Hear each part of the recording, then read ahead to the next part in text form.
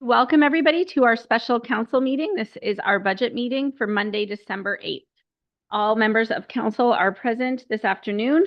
We acknowledge that this land is the traditional territory of the Three Fires Confederacy of First Nations, comprised of the Ojibwe, the Ottawa, and the Potawatomi peoples, and of the Huron-Wendat peoples. We value the significant historical and contemporary contributions of local and regional First Nations and of all the original peoples of Turtle Island who have been living and working on the land from time immemorial. Any declarations of conflicts of interest for members of council this afternoon? Seeing none, I need a mover and a seconder that the published agenda for December 8th be adopted as presented. Deputy Mayor Shepley, supported by Councillor Mady. Any questions on the agenda? Seeing none, all in favor? Opposed? That is carried. Now we will go to reports from administration. CEO Drusevich. The chair. We'll just give our clerk's department 1 second to get the slideshow up and running.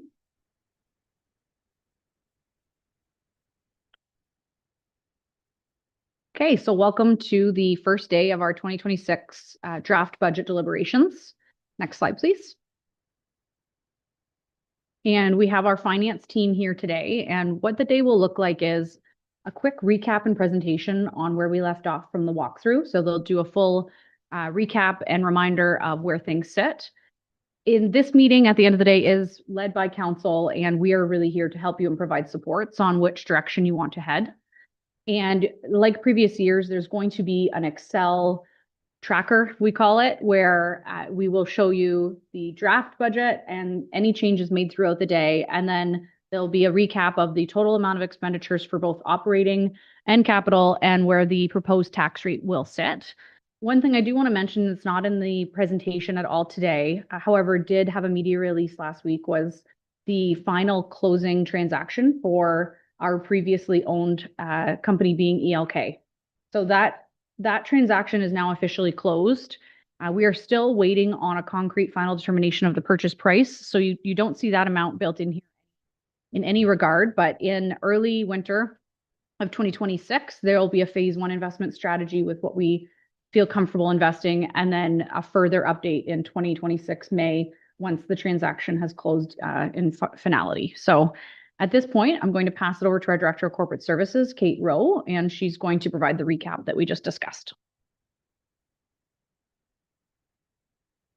Thank you, through the mayor. So as mentioned by the CAO, we'll provide rate updates throughout the day, but if at any time council would like an update, just let us know and we can provide that. Okay, so the agenda, we have a few things to get through today, but the purpose of deliberations today is for council to receive recommendations from administration through the draft document. And from there, council will set and direct the rate increase for 2026, or in other words, the level of service. Council also approves the capital projects that will get prioritized for 2026 or deferred to later years. We do have a few follow-ups from walkthrough that we'll run through at the beginning of the meeting here. We have a few changes since walkthrough that we'll walk you through. And from there, council will deliberate, and at the end of the meeting, we'll go through all of the resolutions that will close out our deliberations for today. Okay, so in the first section here, we're going to go through a couple of follow-ups from our budget walkthrough.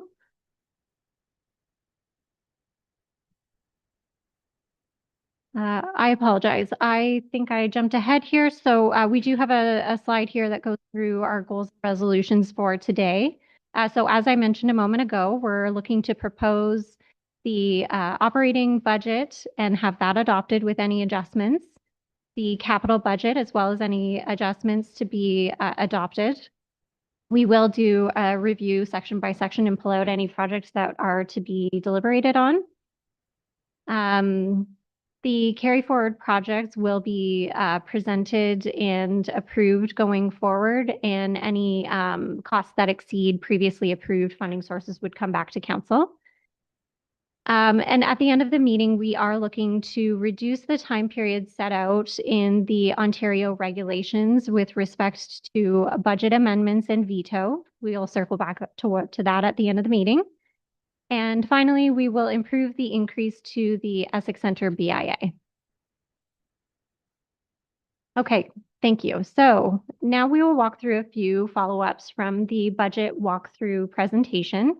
These are some of the questions that came up in the evening, which were either addressed in part or more information was to be provided to council. And we did want to bring that back for the benefit of the public as well. So the first slide here shows a breakdown of growth being 1.8% in total. But as you can see from this slide, a large majority of that growth came from residential and multi-residential. Next slide, please. Here we have the BIA rate percentage increases over the last few years. 2023 was 2.6, 2024 was 3.9, and 2025 was 2.2. We will revisit the BIA rates later in the presentation today for 2026. Okay. We had a question come up about the Communications Cost Center for 2026 with respect to the change. As you can see from this slide here, and as was answered that evening of the walkthrough, most of the change for 2026 relates to new positions being requested. But we also have some information technology related increases for the softwares that relate directly to this costing center. Included in those are some costs that were transferred from another department in the amount of just over $10,000. So that's not net new, it's just a difference in allocation from one budget center to another. And finally, we have a response to the question that came up about the Essex Library Cost Center and the changes to utilities. As we mentioned that evening, that accounts for most of the cost increase, but to provide a little more detail, it was after a review of actual expenditures and the appropriate allocations that should be made to the Essex Library. So just some improvements that we've made after a review. I'll pause there quickly in case there are any questions from council on the follow-ups from our walkthrough evening. Any questions from members of council at this time? Seeing none, please continue. Thank you. So next we will walk through the proposed budget summary. On page 13 of the budget document is a snapshot of all of the highlights from our 2026 budget, including total expenditures of approximately 80 million, of which 21.5 million is dedicated towards capital initiatives. And this slide also speaks to the prioritization of the strategic pillars, as well as council's priorities throughout the year, as well as finding alternative sources of revenues to stabilize tax increases. We did want to take a quick moment to show a video from MPAC that really highlights how assessment and rates are used to determine individual property tax bills for the year. We do think it's a really great short video that highlights for residents how their property taxes are impacted. And so I will ask the clerk's department to call that up now, and we'll take a look. Property taxes are based on your home's value. What you might not know is that an increase in your home's value doesn't necessarily mean your taxes will go up. To explain, let's take a look at how your property taxes are calculated. Imagine there's a town that only has 3 homes, and they're each worth a different amount. The total cost to provide all of the town's services is $1,200. This is collected through property taxes. Each homeowner pays property taxes based on their home's assessed value. So we take the total cost of services and divide it by the total property value. This tax rate is applied to all the houses to get enough money to pay for the town's services. Each homeowner pays according to the assessed value of their home. and every 4 years, the houses are reassessed. Let's say all 3 properties have gone up equally in value. The total cost of services hasn't changed, but the total property value has increased. When this happens, there will be a decrease in the tax rate. Now, when we apply that new rate on all the homes, everyone still pays the same. Now, let's say another 4 years has gone by, and these homes are reassessed. During this time, the house on the right gains more market value than the other 2. The total value of all the homes have increased, which means the town has to calculate a new tax rate. With this new tax rate, the first 2 homes will actually pay less than the home on the right that was reassessed at a higher value. Since the cost of services hasn't changed, the town doesn't need to collect more property taxes on the whole. However, since property taxes are based on a home's value, taxes for each individual home could potentially go up or down based on the rest of the homes. So, what happens when the cost to provide services goes up? Well, it means more property taxes need to be collected from every home and a new tax rate is calculated. To get the new rate, we take that amount that the town now needs and divide it by all of the property values. The new rate is applied to all the homes, and now everyone has to pay the new tax amount to continue to fund the town's services. So, let's review. 1. Property taxes are based on the assessed value of a home. If all assessments go up equally, everyone pays the same. 2. If all assessments do not go up equally, there's a redistribution of the tax. 3. If the town's cost to provide services increases, the municipality may choose to increase the tax rate. When this happens, everyone pays their share of that increase. And that explains the relationship between property value and property taxes.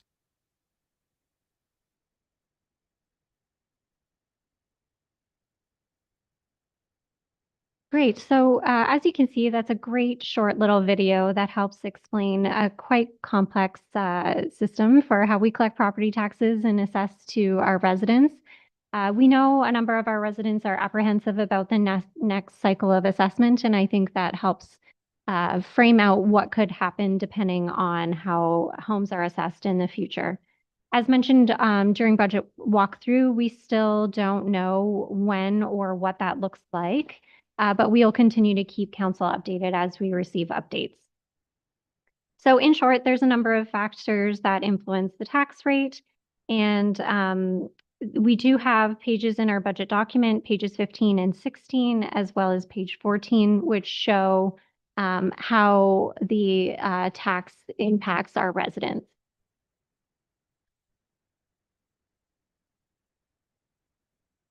Okay, so we did just want to revisit this slide here from walkthrough night just to show residents that a 1% increase for the town of Essex does amount to approximately $200,000 in additional revenue. And we have our comparators here just to show how we measure up to the other municipalities in our area. Okay, next slide, please. So as mentioned during budget walkthrough, administration goes through a number of steps during the budget development, including a lot of adjustments to ensure that we're bringing you a really lean budget. Administration has been listening to council throughout the year and making adjustments to the operating and capital budget throughout the development process. And we want to encourage council and the members of our public to go back to our budget document for reminders on strategic alignment. Those are on page 29 and 57, as well as page 12, to really understand how administration worked to bring council's priorities through the budget. As you can see from this slide, we did a lot of work in advance of bringing you the draft budget to ensure that we were focusing on priorities only and looking for opportunities as we could to keep the tax rate reasonable and responsible this year. So that brings us to the proposed tax rate as of November 24th.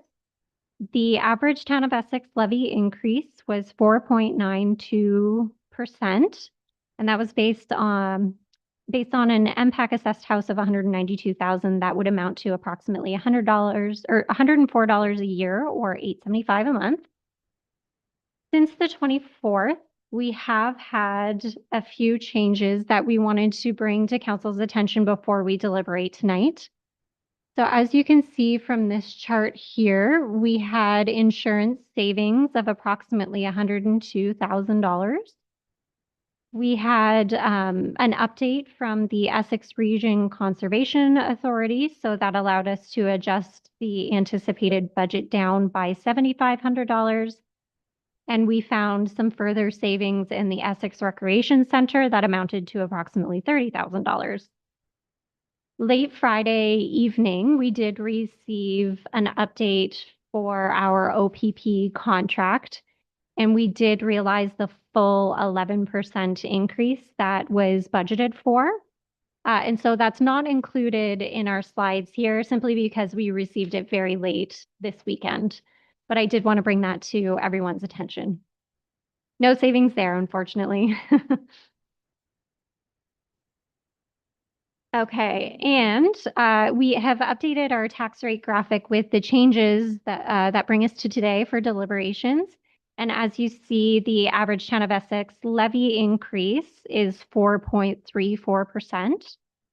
That amounts to approximately $91 per year or $7.75 a month for an impact assessed house of 192,000. In today's dollars, that would equate to roughly $500,000 to $700,000 home based on some data that we got from the Realtors Association of Windsor, Essex. So I hope that helps council and the public understand how that translates to 2026 dollars.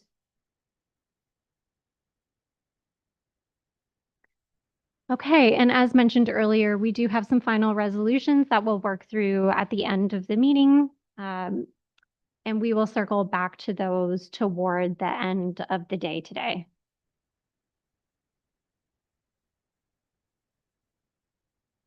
Next slide, please.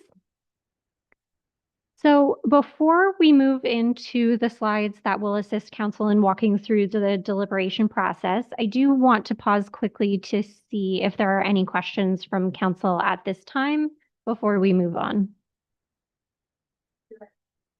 You answered one of mine, which was the police.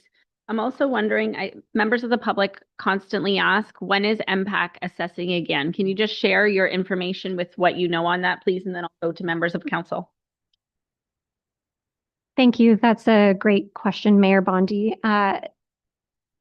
We met with MPAC earlier this fall just to get an update, as we normally do that time of year. And the update that we received was that there is no update. The assessment cycle continues to be postponed. What I do know is that the reason for the postponement, I believe, is to review the assessment system and determine if the province needs to make any adjustments or minor amendments to bring that program up to speed. At this moment in time, we haven't heard any updates as to whether there will be any major reform or adjustments before the next cycle is undertaken. But there has been speculation that they might reduce the 4-year period down to an annual cycle, or that they might make some changes to continue to strive for predictability and understandability for the public.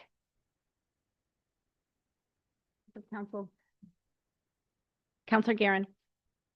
Maria, just back on the OPP again, the percentages, the increase was 11? The increase from last year?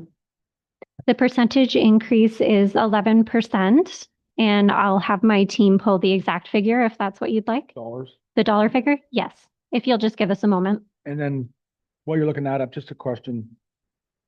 When we get the OPP's budget, is it just a number that we get, or do we get a breakdown as to justify what the 11% is, what, and cross-reference it to the year before, or do we just get a number from them? That's just it.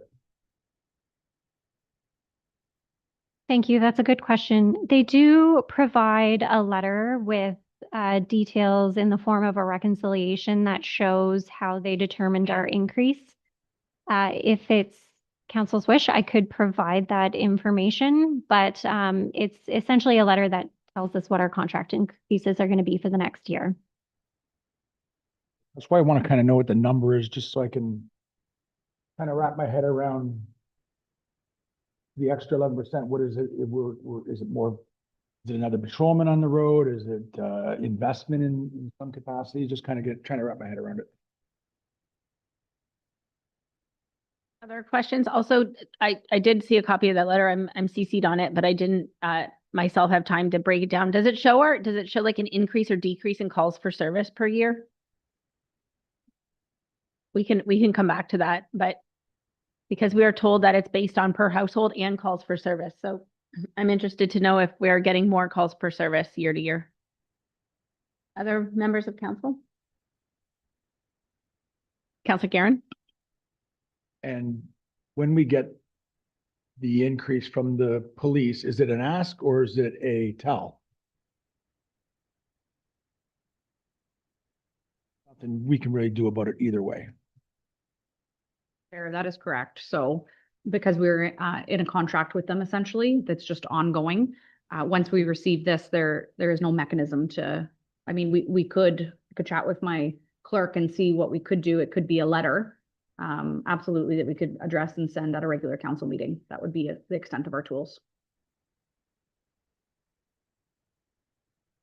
Further, at this point, 5.1, a verbal report, the introduction and overview of the 2026 proposed operating capital budget. I'm just looking for a mover and a seconder that the verbal report by CAO Drusevich be received. Councillor Verbeek, Councillor Garen, any questions? All in favor, and that is carried. Okay, Director Rowe. Thank you. So I'll allow the clerk's department just to pull up our slides again. We do have a few slides that should help council move through deliberations this evening.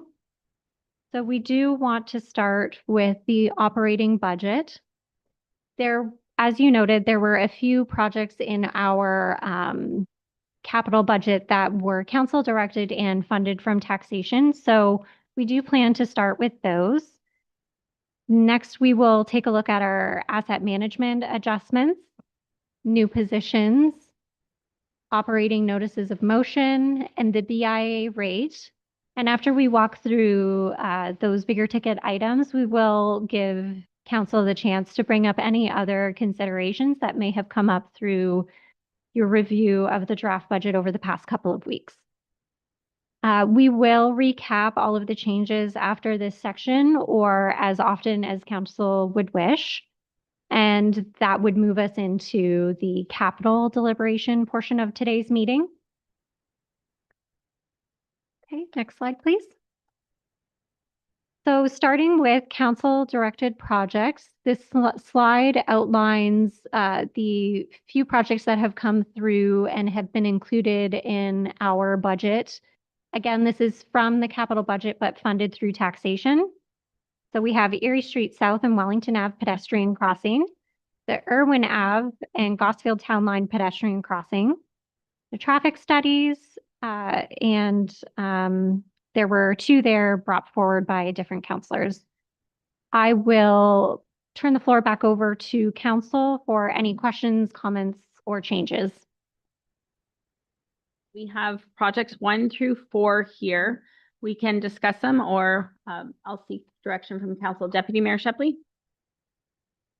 If we could take a look at these one at a time, I think, and will help us that we can debate each topic then and then move on to the next one. The first one's the one that I feel is probably the most crucial. It's the Erie Street and Wellington Avenue. It's out in Harrow. I'm not sure if all the councilors are familiar with the area, but we have a whole subdivision of children that are crossing the road at Erie, which is a busy intersection. And I feel this one's extremely important to get done out of the bunch. It's the first one we're discussing. It's project 1. I think it's probably a good setting for it because it's probably the most important of the bunch. And if council's not willing to put this through under our levy, I'm going to look to our director to see if he has any type of reserve that we could pull from to get this one done. I feel that strongly about getting this done. Thank you, Deputy Mayor. So I'm wondering if finance can provide us prices for project 1, 2, 3, 4. Please, I think a couple were 10, 15,000 and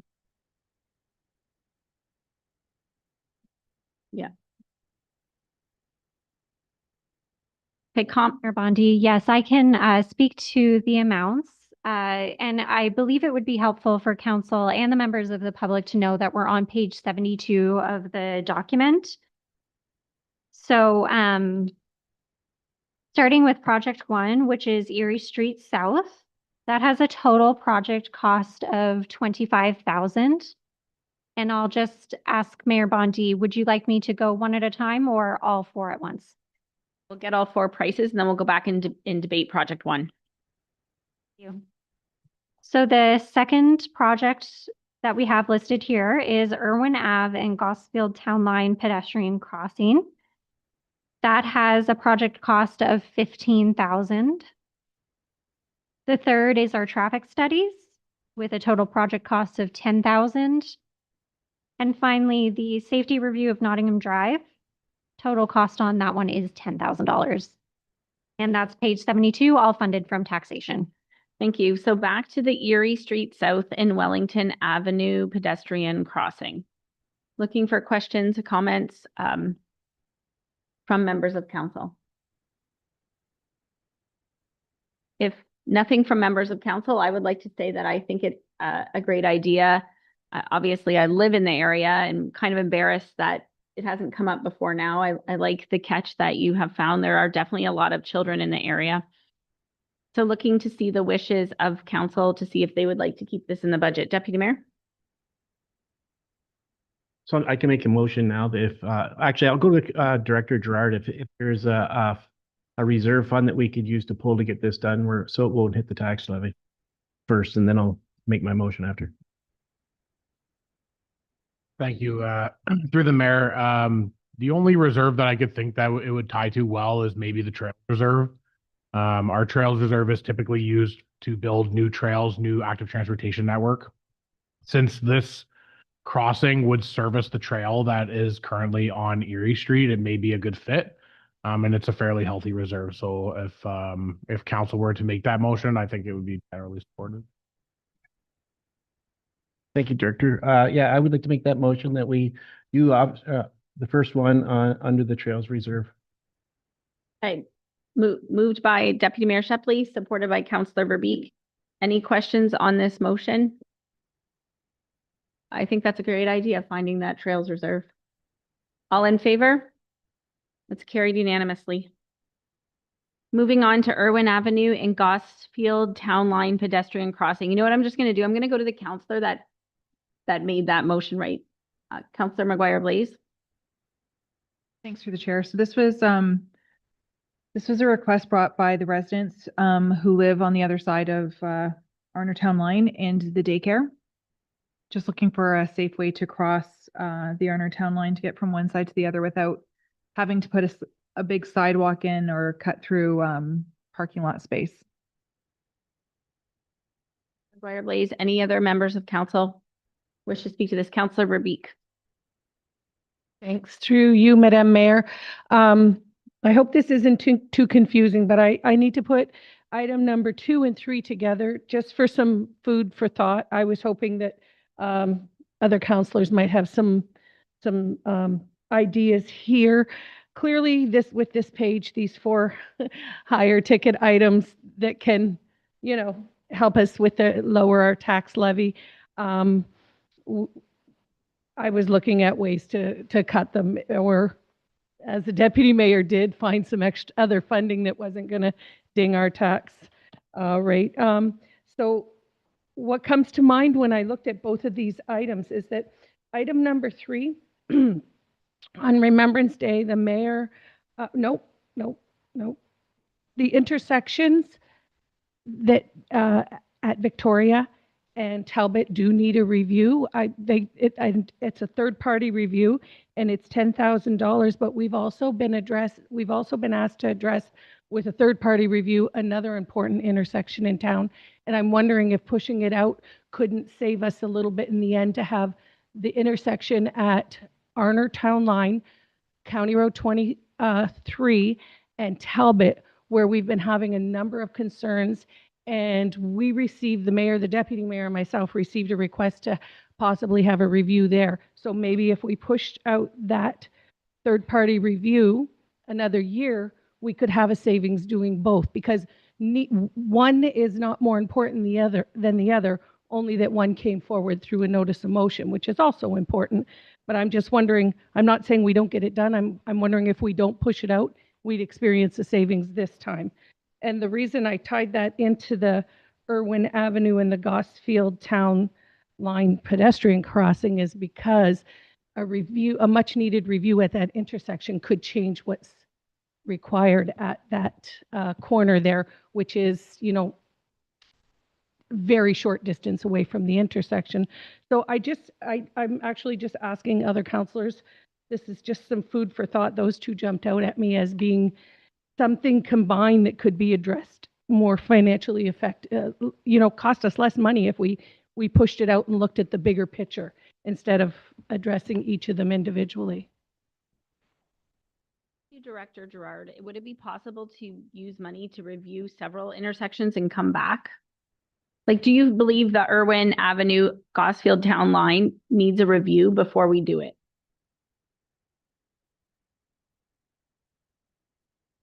The chair, not necessarily, no. I wouldn't recommend paying any engineering dollars to conduct any type of traffic study to implement a pedestrian crossing.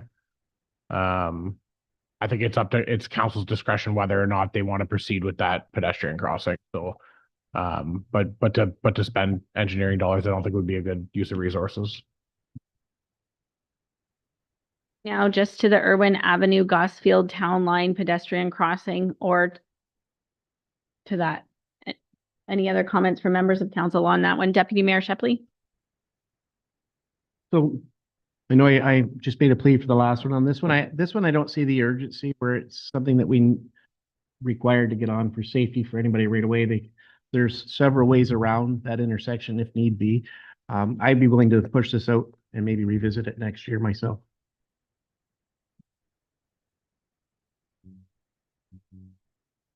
Thanks, Mr. Mayor. My opinion on these types of things they're all needed.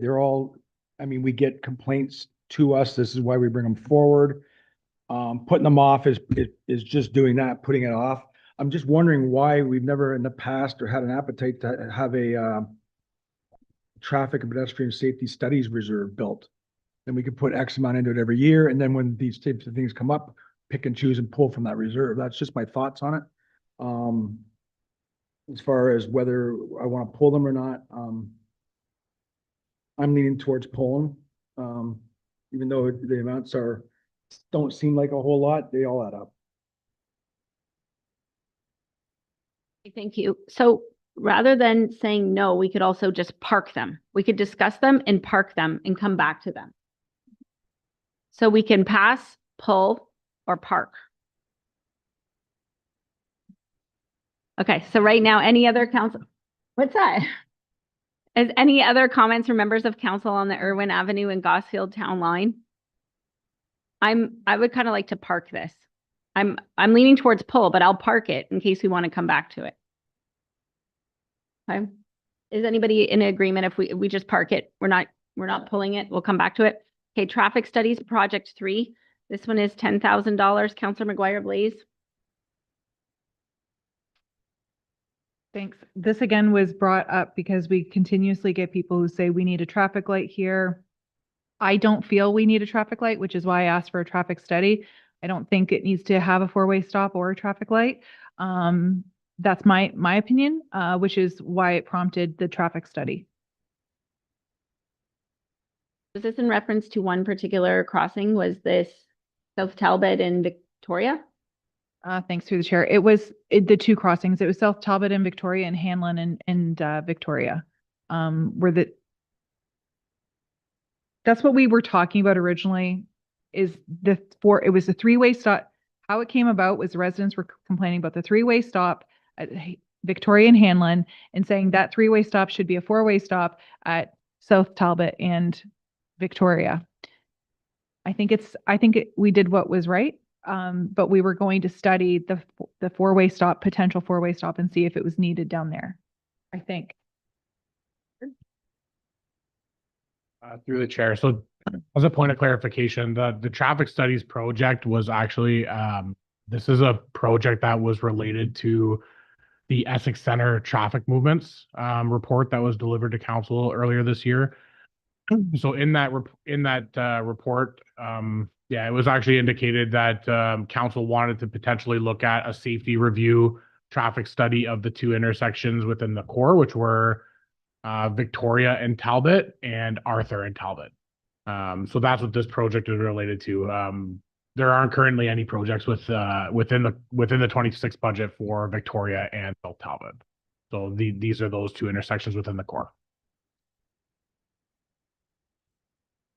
Yep, through the chair. Yeah, so talking about those two intersections with the traffic studies, we did approve the left-hand turn now off of Main Street going north onto Laird. I think that's going to have a little bit of an impact on those intersections. And we're going to be likely going ahead and doing the intersection at Maidstone and Talbot, which is going to maybe further impact those intersections. Would probably, even with the study, can't put them in either next year's budget to do them. So I would recommend on that one, we just park, not even park it, just get rid of it. Good conversation. So right now we just have the traffic study up there is $10,000. So is that, do we need a motion for each one? Okay. So looking for a motion that we pull project number 3. Counselor McGuire Blaze, supported by Counselor Guerin. Any other questions? Counselor Ribby. Make the motion to pull your, okay. Everybody, the motion is to pull that for now. We can revisit it after all this work is done this year. All in favor?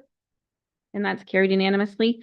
Traffic study project number 4. This one was brought up by Counselor Allard in response to some traffic issues around Polish. Thank you. Through the chair. Yeah, this was brought in by a resident asking for a study to be done around the Polish Beach Club, that area, and on Notting Drive for the people walking in the area. And there's a lot of traffic that just doesn't slow down. And it's just a study to see if we can do anything. Counselor Allard, any questions to this one? I do have one myself. Since the Polish Beach is the one creating all the traffic issues, are they responsible? Like, could we have our administration approach them saying, hey, we're getting complaints, like they need to put some dollars forward? Or would this be something even potentially covered in, let's just say we do a MAT tax. Would this be something that we could potentially cover in that? Like, really, taxpayers shouldn't have to pay for a parking issue created by a commercial entity in a residential area. CAO Drusevich? So MAT tax is specific to tourism-related initiatives. So we could look to see, but I think that if we were pointing tourists in that direction, it would be our responsibility, and we could use MAT tax to make sure that it was a safe tourist area. And so what I will do is pass it to Director Gerard as well to see if there's anything we can do operationally when it comes to signage. Just a thought. Through the chair, there isn't a whole lot that we can do. I think that you know, I think the thing that comes to mind is maybe mostly that we don't really build church for Easter Sunday type of thing. Like this is an event space that hosts events, a few times a year that are really having a significant impact on the neighborhood. In terms of signage, there isn't much that we can do in terms of signage. I think the best thing that we could do is maybe have our public works department take a look at the area and look for potential safety improvements. But yeah, I mean, we have yet to even receive any complaints on this road as a public administration. You may have been receiving them yourselves as from a political side, but I'm not even sure what the concerns are in that neighborhood, to be honest. Counselor Mady, then Counselor Verbeek, then Counselor Hammond. Thank you, and through you, Chair.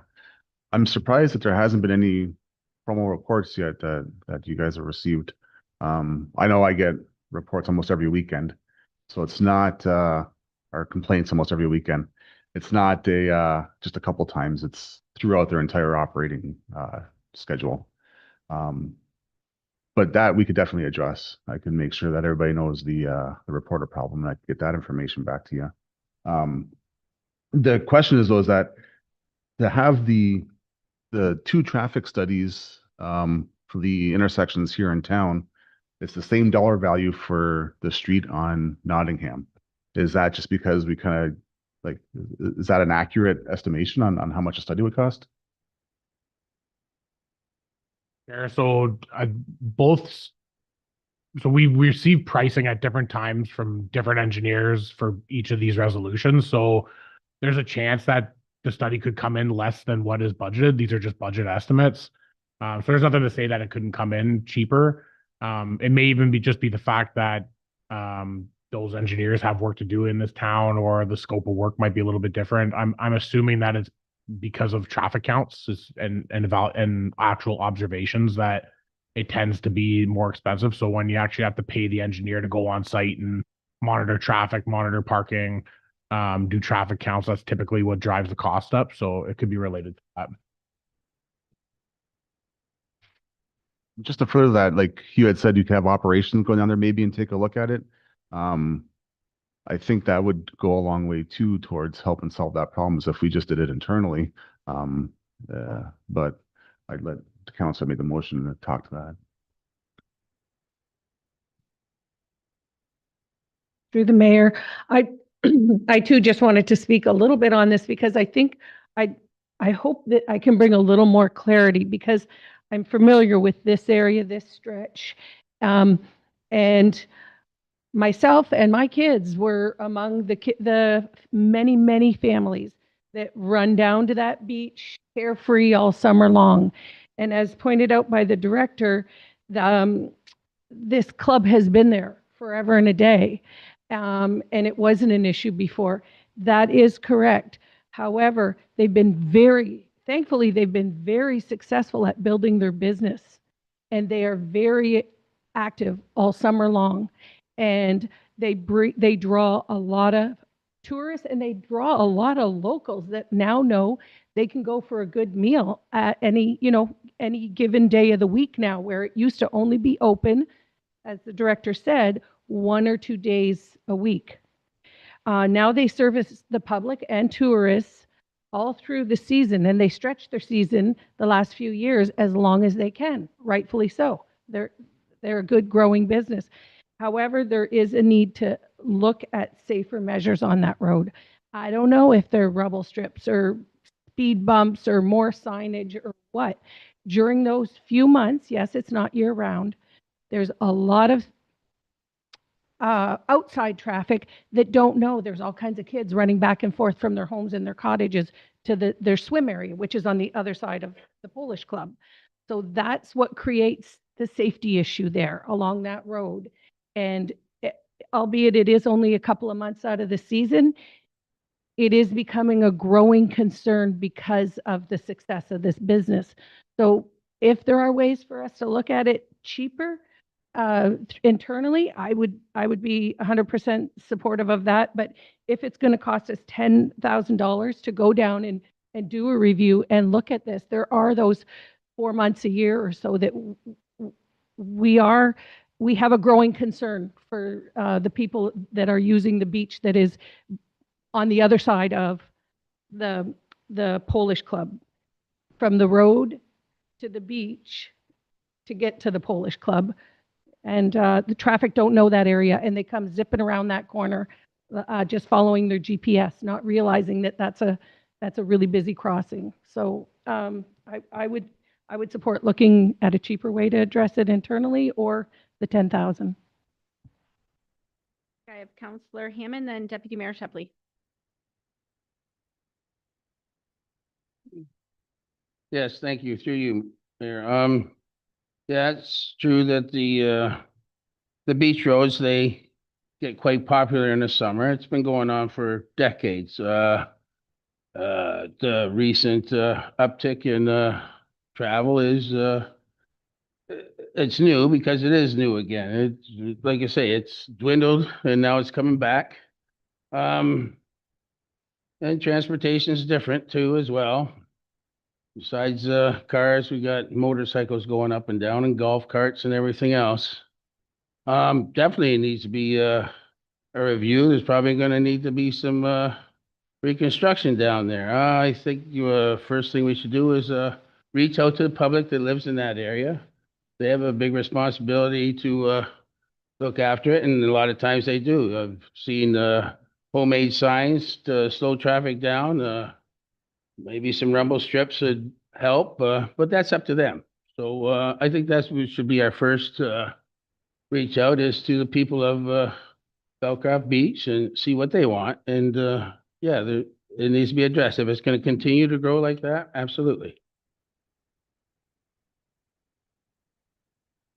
A question for Director Gerard. I'm just wondering, is it possible that we could look at making, I don't know if a community safety zone would be required in that area, if we could, or if we could lower the speed limit to say 20 kilometers, things that we could do internally and improve the safety there without having to spend the traffic study. Because we know if we lower the speed with a community safety zone, that will automatically get people to take note, drive a little slower, and something we could do ahead of spending a bunch of money on the safety study when we know that that will probably fix it. Because I believe we did make a change in Colchester recently to a community safety zone there, I thought. So I just wonder if you could speak to that. Through the chair, yeah, that's correct. Council does have the authority to make this a community safety zone.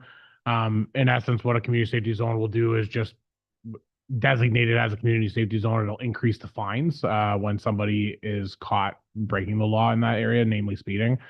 It doesn't change the speed limit per se, but there is a policy that council could evaluate the speed limit as well. So not kind of hearing a little bits of today's discussion. I'm still not 100% sure on what the exact issue is. If it's speeding, if it's conflict with pedestrians, if it's parking, if it's, I'm not really 100% sure.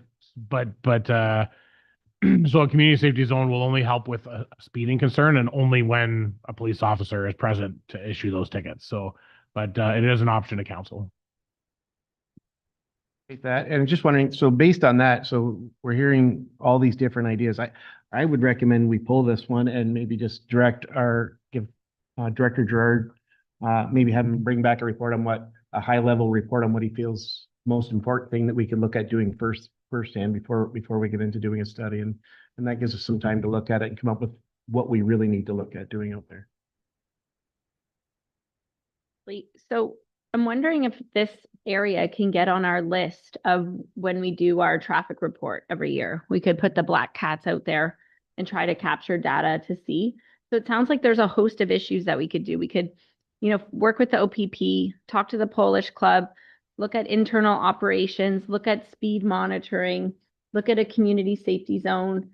So Councillor Allard, the Deputy Mayor has suggested that we pull this one for now. Would you be okay with us pulling this one for now, doing all that stuff in 2026? We can do other things to possibly mitigate this problem. So Councillor Allard, maybe if you make a motion that we pull it, but we get a report on it from administration and on all the other things that we've mentioned. Yes, I'll do with that. Thank you. Councillor Allard, that we pull this one, but we look at all those other things we're talking about, supported by Deputy Mayor Shepley. And I think it's really good that we're actually really talking about this in council. This has been an issue, so I'm really happy that we're talking about this and we're committed to a solution. Okay, any other questions to the motion? All in favor? And that is carried unanimously. Director Rowe? We're on a roll. So we have the presentation back up in front of us. I'll ask for the next slide. Here we have a screenshot of our asset management plan reserves transfers. And I thought it would be important to pause here and look to council to see. Yes, I will get the page number for you on that there.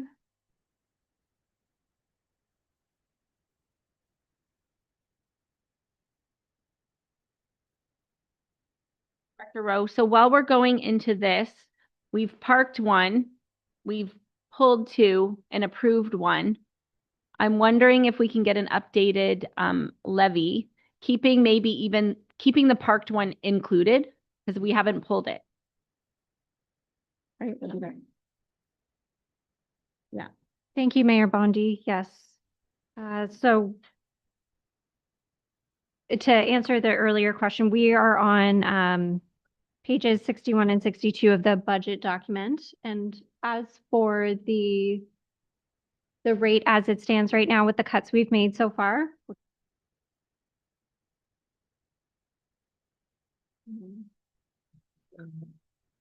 Thank you. So my team has confirmed that we are sitting at 4.09%. About asset management. And can you explain what type of tax increase you have recommended in there? Thank you. So as in the past, we've recommended an AMP contribution this year, and it would amounts to approximately 1%. What are your desires here? And Theo Drusevich. So just to provide council with a little refresher, the town does have an adopted asset management plan. And what that plan is telling us right now is to be 100% fully funded. We should be putting away 2.2% each year. And so we have been trying to make strides towards that. You'll see the 1% reflected here. It doesn't meet the 2.2 recommended. Again, that's for a 100% fully adopted plan. What we are seeing some locals do is adopt a lower amount. So they're saying, we're not going to be able to ever fund it 100%. They're looking at staggering it in to say, hey, what does a 50% funded plan look like? Knowing that they may need to use other tools, such as investment income, like we should see coming in the winter. Or maybe we look at, delaying some of our replacements so that we're stretching out the life of our AMP reserve as well. So you're seeing those different strategies take place. So I just want to bring it towards council because it is a direct impact. It's a 1%. And we do know that we are not meeting the 2.2, but we also have some investment income planned for this reserve in 2026. So I know it's kind of up and down, but I'll leave it to council to discuss and ask questions.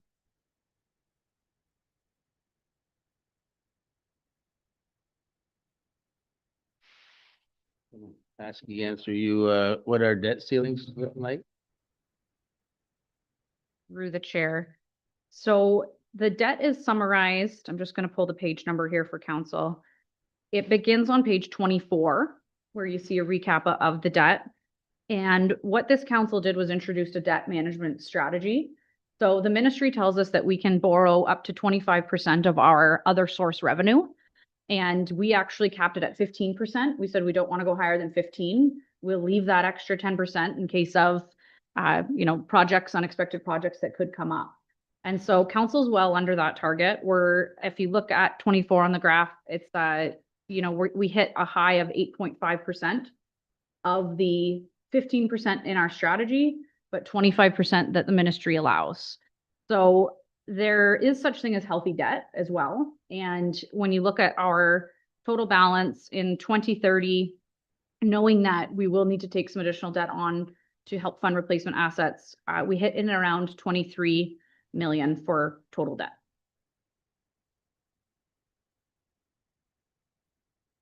Talking about the asset management, Councilor Mady, is that your hand up?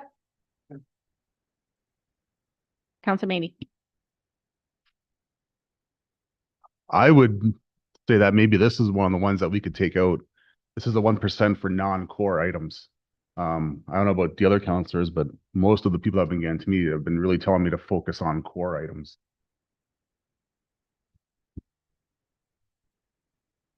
So just to clarify, we are looking at the 1% increase for core assets.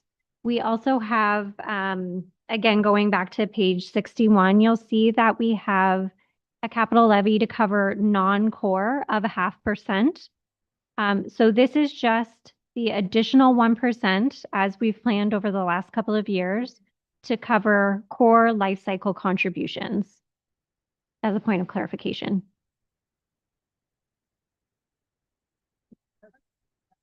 Thank you, and to you, Madam Mayor, for further. Yeah, that says 1% for non-core. That's but if it's a 0.5% for non-core, then I would still say we pull the 0.5% for non-core. And then given the fact that over the last 3 terms, we've raised our capital levy for our roads 3 times, and finally our roads fell off of the #1 list and it's gone to drainage.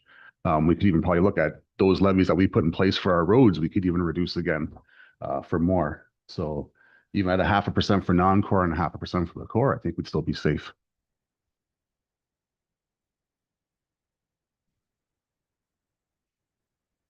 Yes, thank you. So I'm just clarifying that in the 2026 section of page 61, the proposal is to cover the life cycle contributions of 1%. But it is at council's discretion if you'd like to see that moved up, down, or see it eliminated. What do you think would be the most fiscally responsible thing for us to do? Thank you, Mayor Bondi. You're putting me on the spot here. So dare I say, I think it's a really important investment. It is our recommendation to council, as is the entire document. It is what we're recommending to keep slow and steady increases as we move towards our target, as the CIO has mentioned a moment ago. So we are currently not meeting a fully funded, 100% funded asset management plan, but we are making strides towards that. It is our recommendation that we keep it included, but it is absolutely council's decision as to where we want to see that land. And we can decrease it by a fraction of a percent and keep some of it in. There are a number of options available to council tonight, depending on how you want to see it land. Thanks for the chair. I think it would be really irresponsible for us to remove this from our budget. Just looking at like our funds, we have been spending, and we're not putting very much into savings, in my opinion. If we continue on this path and we don't invest in ourselves and we don't put that money towards savings, I think we would find ourselves in 4 years in a really bad space. I do understand, and it's unfortunate that we can't show the sale of ELK in here and what would be going further, but we have to. I don't think it's smart for us to be like, oh, well, we have this money coming. We're gonna invest this money. That's in 2026, and we can look at that at the 2027 budget. But right now we have to look at what we have, and right now we don't have that money. And I don't think it would be smart of us to be like, that's like, well, we're probably going to win the lottery. So let's not put our money into savings for the rainy day.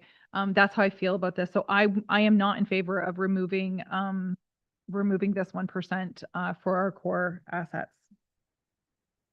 Mayor Blaze, this may be one that we so choose to park and come back to. Director Rowe? Just to add one point further that I think is relevant to the discussion right now. Administration, without knowing all of the variables, did provide a small pocket of funds to account for any increases that we may see from an investment strategy that will come back in the new year. So we did anticipate, although very conservatively, for some investment income to be realized next year. Deputy Mayor Shepley?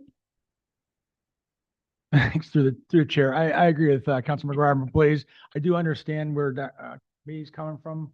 I like the suggestion. That's what I was going to recommend, was we just park it for right now. We can circle back. Deputy Mayor Shepley? We can park it for now. I would be inclined to at least remove a 0.5%. I would be good with that. But we can revisit that when we come back to it. Okay, thank you. I'm hearing council, and I think there may be other places to cut rather than this. So let's park this one for now and move on. Director Rowe? Oh, Councilor Rabique? Question, and I don't expect you to be able to answer right away, but if we did follow through with the deputy mayor's suggestion and bringing it to 0.5%, what kind of savings would we see? Through the mayor. So as I understand from the deputy mayor's thoughts there, we would be looking at bringing the 1% increase down to a 0.5% increase. And so I'm just looking to my team to give me an updated figure, but it's a 0.5%.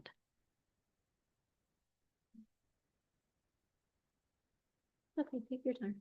I'm going to give them a moment just to make sure we're giving you an accurate number.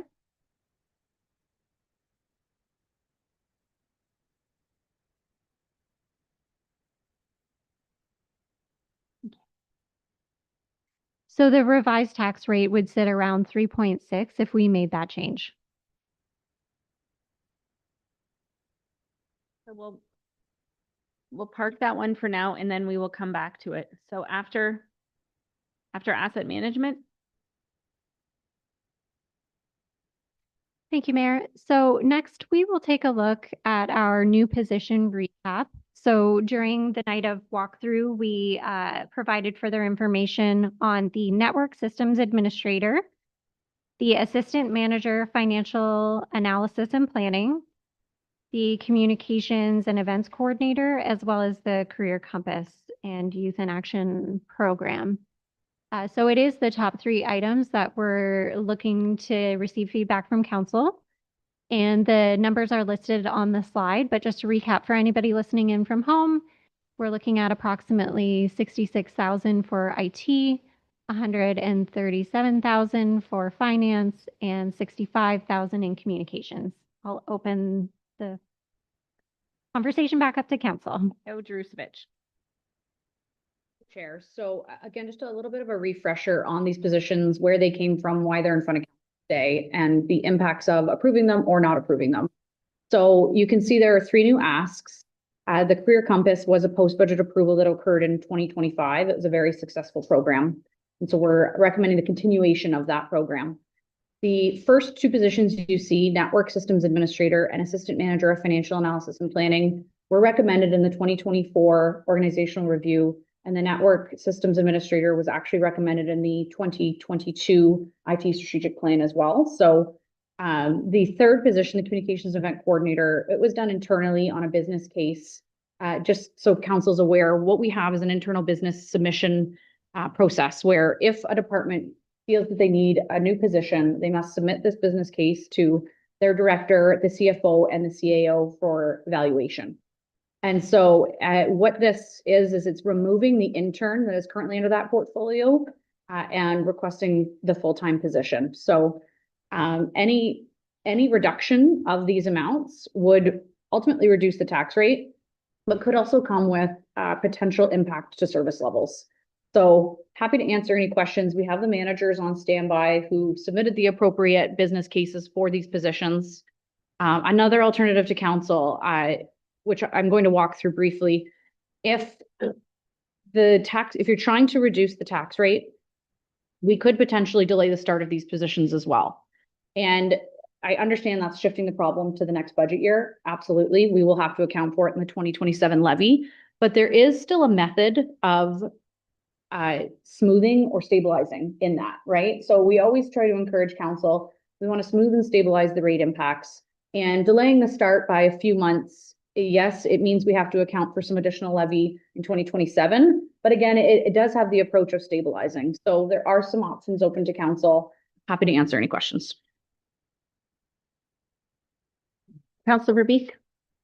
Thank you, Madam Mayor, but our CAO just commented on what I was going to ask. If staggering the start of a couple of those positions wouldn't help us realize some savings to help us bring this down a little bit. And I think you answered clearly. So thank you for that information. To administration, if we staggered hiring or the start in a couple of these positions, are there any that you suggest we move forward with right away? So it would be my recommendation, if we were to consider the delayed start, to only do it to the Assistant Manager of Financial Analysis and Planning. I can have the finance team work out what that would look like to say a March start date or even a June start date. When it comes to the network systems administrator, that is a very crucial position. We would really like to get that posted in January if possible. When it comes to the communications and event coordinator, also crucial, knowing that we would be eliminating the intern, so he wouldn't have that intern that's currently supporting him 1 day a week. I would want to get that one posted as soon as we can as well. And I'm also noticing at this point, when it comes to our media program, we are behind when it comes to proactiveness. And so I would like to see council as well as administration sharing information as current as we possibly can and not risk any further delays. So the recommendation would be consider the savings for the assistant manager. Again, just recommendations and ultimately council's decision. Clarity on that. Well, I clearly will be supporting all of these moving forward. But I would like to park it until we find out what kind of cost savings we will have by delaying the assistant manager, their position till, as the CAO said, March or June.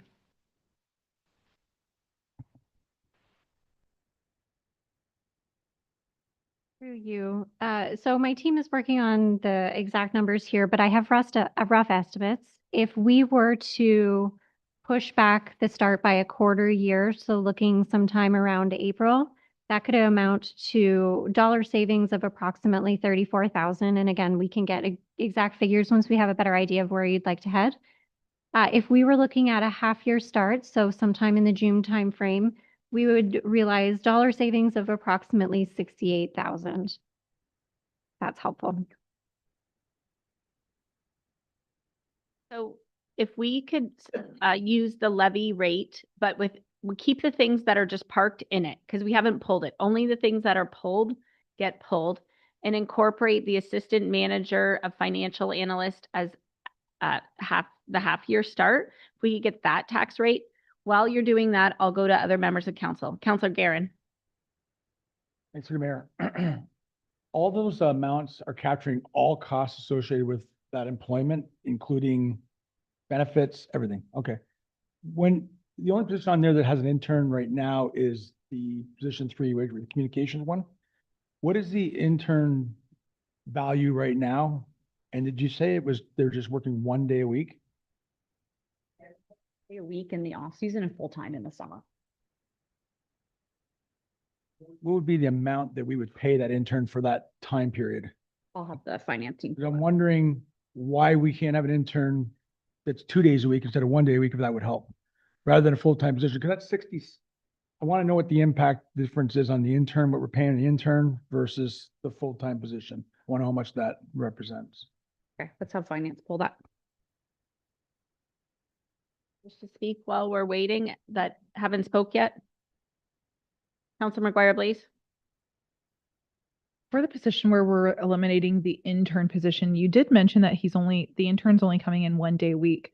What would that look like if the intern came in a couple days a week? I mean, that would alleviate and be cheaper, I think. The struggle with that is it's a student, right? And so the student has limited availability with their schedule. They're going to university at the time. So we would have to look at a different model. I would recommend a part-time position then, if that's where we're headed. And we can crunch what those numbers would look like, but we wouldn't be able to increase the availability because they are attending.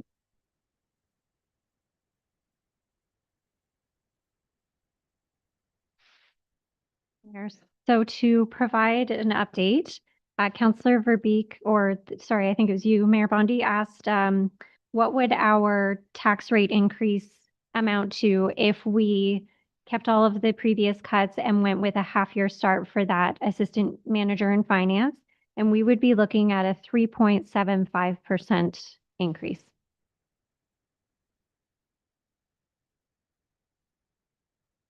From 4.09.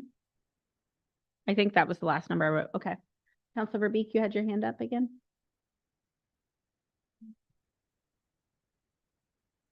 Gonna comment on Councillor Guerin's question about the intern position. And I was just going to ask for clarity, but I felt like when we had the presentation on the need for that role, it wasn't something that the intern would be able to fill the need for that position. And I think that you pretty much answered that, CAO. So I'm just going to throw in a couple cents here. We've had our current manager of communications do a lot of special projects for us. For example, our report a problem, revamping our website from scratch. And that is taken away from some of the daily communications. For example, if you look at other towns' Facebook pages, you'll see them a little bit more vibrant. So if we're not going to increase communications, then when we have special projects coming forward, they should really be standalone special projects, because we can't expect one person to do all these special technical projects and run the daily communications of the municipality. So I hope council supports the full-time communications starting now. I think we need it, and I think we're behind Director Rowe and then Councillor Guerin. I just wanted to provide a dollar value update on the impact of eliminating the communications intern, and that is just over 20,000. And that was factored into the cost that you saw on the slide there. So maybe we'll look at a position, we'll go position by position. The information technology, the IT position, moved by Deputy Mayor Shepley, supported by Councillor Verbeek, that we go forward with that position. Any comments specifically to that position? I think we've talked about it quite a bit. All in favor? That's carried. Moving on, we have the Assistant Manager of Finance and Planning. This one could be brought on, administration says that this one could be brought on halfway through the year to save some money. Looking for direction from Councillor Verbeek. And that we support the position, but with a start time at the half year, say April through June. That was supported by Councillor Allard. Any questions to this position? Seeing none, all in favor? That's carried unanimously. Moving on to the Communications and Events Coordinator position. Councillor Guerin. Through Chair. The position still has me a little bit confused with the events title part of it. If you're saying Facebook communications, I get that part of it. And I get the need for that, but when you get to the events part of it, you just lost me. I'd rather have a full-time events person that's bringing in events and organizing them and bringing in more revenues to the town than to stretch work around. I still think we possibly for a year could get through with either the intern like we had last year or adding hours and doing it and making a part-time position. That's my personal opinion. And if it's, I just don't understand the events coordinator part of it. I mean, we do events and person will be there, I guess, to make sure the event goes over well, but they're really not going to be bringing in new events. And so it's a little, just call it what it is, a communications position, and we're just going to sort of stretch them to do some other stuff. But for this year, for 60-some thousand, it's a 40-some thousand more bump. You know, I can go maybe a little bit more on the intern, more hours or part-time position or something along those lines for this time around. That's my opinion. To provide a little bit of context on the events. So currently, what that would mean is appearing at town-held events to make sure the media coverage was appropriate. And so it's not necessarily an event coordinator, I agree. We could potentially just eliminate that out of the word of the description to eliminate any confusion. But right now, what we're finding is with only one media person, often any town-held events do not have any coverage right now, unless it's from external sources. And so that's the intent of that. Also, just to comment on the part-time, we did have discussions on, hey, let's look at that model. I believe we even crunched the numbers. What ended up happening was when we chatted with the manager of communications, we would just struggle with the caliber of candidates we would get on a part-time position. We've had some recent difficulties filling part-time roles. We're noticing that in order to attract good talent, they want the full-time hours. And when we did the analysis, we believe we have the work for them as well. And so that was the rationale there. Verbeek. Madam Mayor, and I was just going to see if I could help clarify for you too. I got a chance to talk to Mark about the new position and the need for it. And we were at the Harborfront, and and he was there, as he so often is, trying to put together, some media coverage for our town and put together a Facebook post and such. And I said to him, I said, man, this is costing you over 2 hours out of the office just to show up again. This would be a really good, time savings for you when we get this new position so that they can hit some of these events. And as our CAO mentioned, I too have noticed that because of his workload, he hasn't been able to attend all of our town events. It'll be really nice to have someone help cover with that. Looking for direction from council on this position. Counselor, question from Counselor Allard. Could we push this back? You say there only 1 day a week during the winter. Could we push this back to a March or later start? It's council's decision on when the effective start date would be for this position. Thank you. So there's a lot of things that this position could help with, and it's also emergency preparedness. So that's the other thing. If our social media manager isn't available for communications, then we're left with no communications. Councillor McGuire, please. Thanks through the chair. What is the rate on taxes if we eliminate the position? If we just keep it as is and we take the 66,000 out of the budget, how does that change? That might help our decision if it's, 0.25% or 10%. What's 66,000 out of the budget?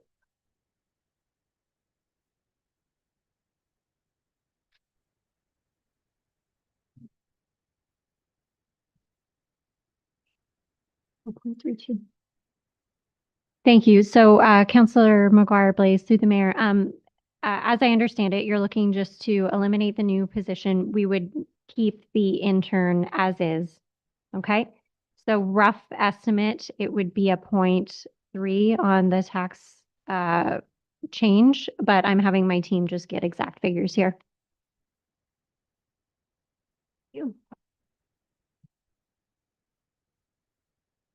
Any other questions while we're waiting?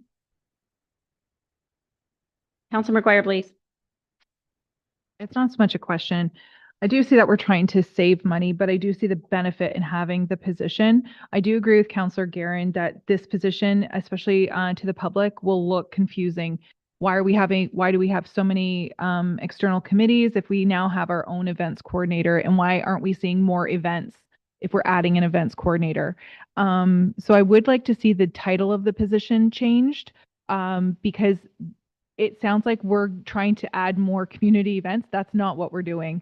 So I would like to see that title changed, but I do see the benefit in having it, especially if you don't think we can get another intern or another student to fulfill those positions.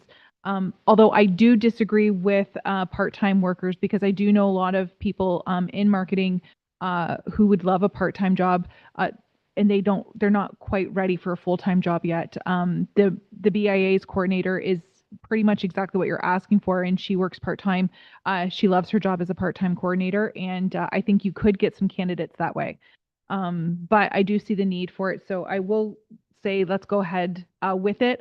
I'm not in position to say, or I don't agree that we should postpone this one, only because I do know that there's probably a lot of marketing material that needs to be caught up on our Facebook page, and this position can also be proactive and start getting prepared for those springtime summer events. So I won't say let's postpone it. A 0.3% is not a heck of a lot when we see what we're getting, but I would like to see the title changed. McGuire Blaze, is that a motion? Okay. Oh, for part-time or full-time? Full-time. Supported by Councillor Verbeek. Questions to the motion and changing the job title? Councillor Guerin. In our Parks and Rec, we have casual workers. They work up to 24 hours a week. Am I hearing what I'm hearing, that we can't attract somebody on a casual basis like that to work 24 hours in a week to do this position versus a full-time position with full benefits? We may be able to. We just recently posted for some part-time customer service, which I think would be comparable. We found some success, and then other times it's been a struggle. So we would have to post and see what it would bring. Like I can't predict the future, just going off of what we've experienced in the past. Again, and more of the capacity point, right? Was that more so than any type of attraction, it was that the volume was there. Through me to the directors and CAO, what are the other towns' communications departments like? We are a communication department of one. Do we have that? Please and thanks. To you, Mayor. We did provide a snapshot of our comparables to other locals in the area in terms of the communication staffing. I'm just having the team pull up that slide if you'll give me a moment. But I do believe, much like all three positions that we're bringing forward, it did show that Essex staffing complement in that area was smaller than the other locals.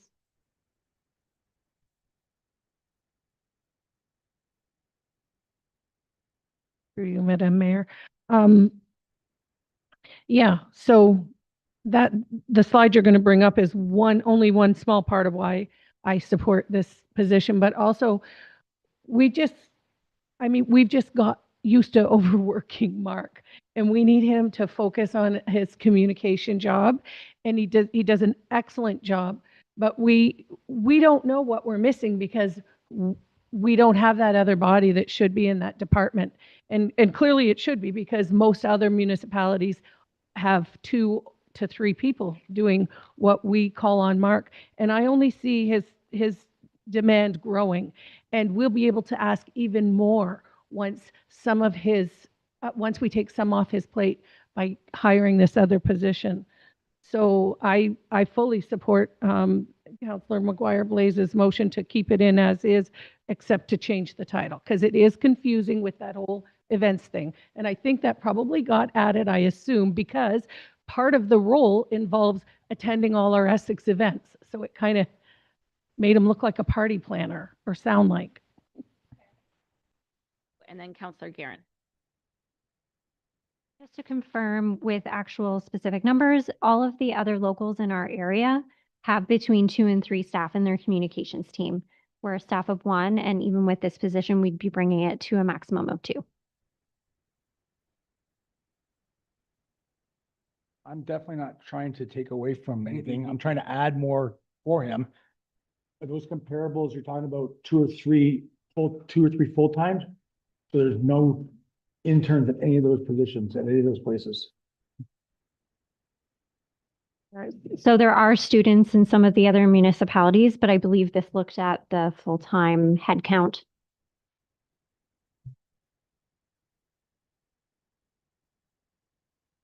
Is on the floor. We've talked about it. All in favor? And that is 5 opposed. And that is carried. Okay, moving on to the Career Compass Youth in Action Program. This one is something that we brought, Deputy Mayor, for this one? Oh. Okay, go ahead. Okay. So we're here at the Career Compass and Youth in Action Program. This is something that came to us halfway through this year. Has been very successful. I hope we continue it. There is a cost to it, but I think there's much more of a benefit. Looking to see what the desires of council are here. Councillor Verbeek. Verbeek, that we keep the Career Compass and Youth in Action Program. Looking for a seconder. Councillor Mady. Comments to this motion. Maybe could we just learn about where they're working right now? I know I saw some Facebook posts, but Director Morissette. Through the mayor to council. So we have an employee working at the arena, the Essex Arena, and we have another one working an extra evening here at Town Hall doing additional cleanings. Any questions? We have a motion and mover in a second. Yeah. Okay. All in favor of keeping the Career Compass position? Opposed? That's carried. Okay. Director Rowe is going to do a recap.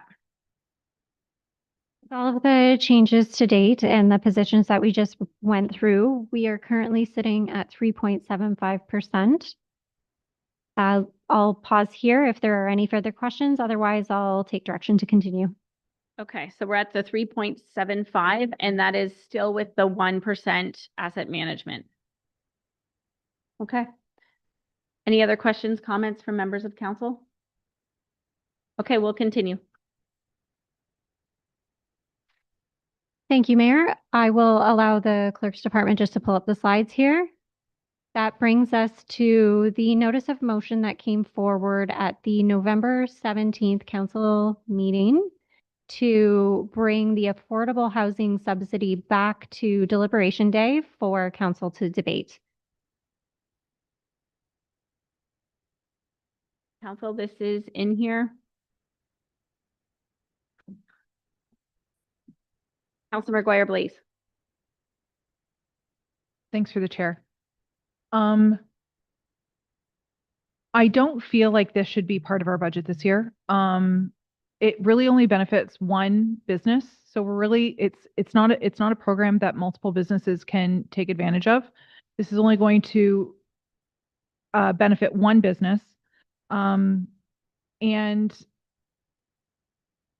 when I spoke with our MPP a couple weeks ago, he felt like there was some resources that maybe that one business was not, had not participated in yet. And he was inviting them to come to his office to go over the applications that they've filed for, and possibly there was provincial funding that they could utilize right away. So I have not gotten a follow-up from either the business or MPP regarding their meeting, if they've even had one yet. But I don't feel like we should just support a business. I understand the need for it, but that's my opinion. Councilor Hammond? Yeah, is there any place else that we could maybe find the money? Like our discretionary fund that's not gonna be getting used? Would that be possible to, or is that through taxation as well? So Director Rowe, I believe Councilor Hammond is looking at our unused 2025 council discretionary fund. Thank you, Mayor. Thank you, Mayor. The 2025 council discretionary fund currently has a remaining $8,000 left. I think I said the wrong thing. The CAO is reminding me it is the contingency fund and not the discretionary. $8,000 left in there.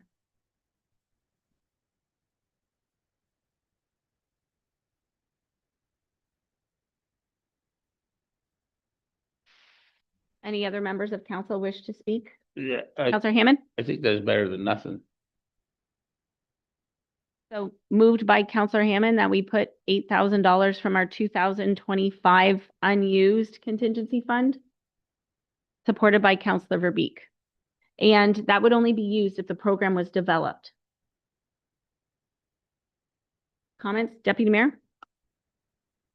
Mayor, so this is the one-time thing we're doing. We're not going to be looking to do this every year. It's one time and it'll be revisited if you want to continue it. It wouldn't be something that would be, okay. Correct. Anyone else? So this has no tax impact then?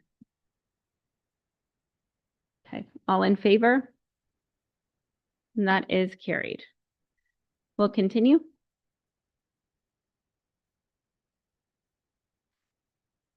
Mayor, so the next slide that we have here is the BIA rate approval. So looking for direction from council in terms of the proposed increase. As was noted during walkthrough, the proposed increase by the BIA board is 3% and an adjustment to the annual cap from 6,300 to 6,500. Mr. Rowe. So council, what are your wishes with the increase to the BIA budget? Can you also show us, Director Rowe, what the increase has been for the last couple years?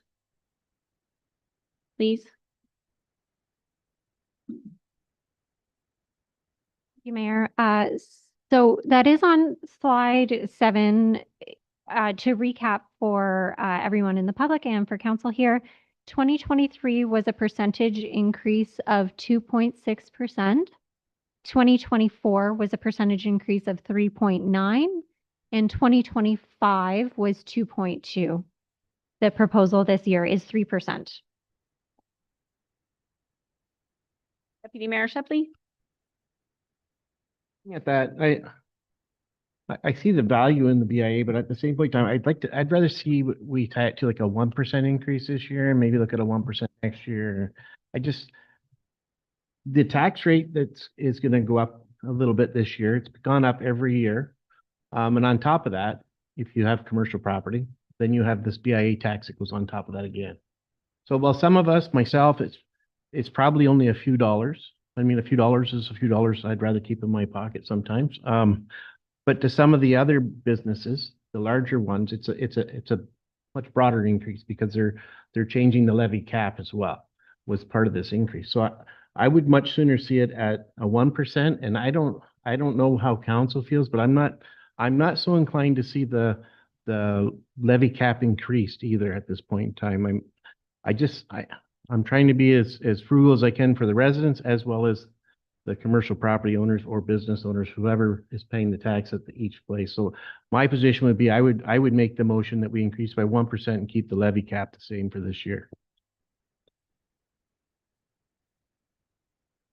Have a discussion of members that wish to speak, and then I'll come back to you for your motion, Deputy Mayor. Councillor Hammond, then Councillor Guerin. Through you, Mayor, can I just ask what a 1% increase would represent in a dollar figure for the BIA?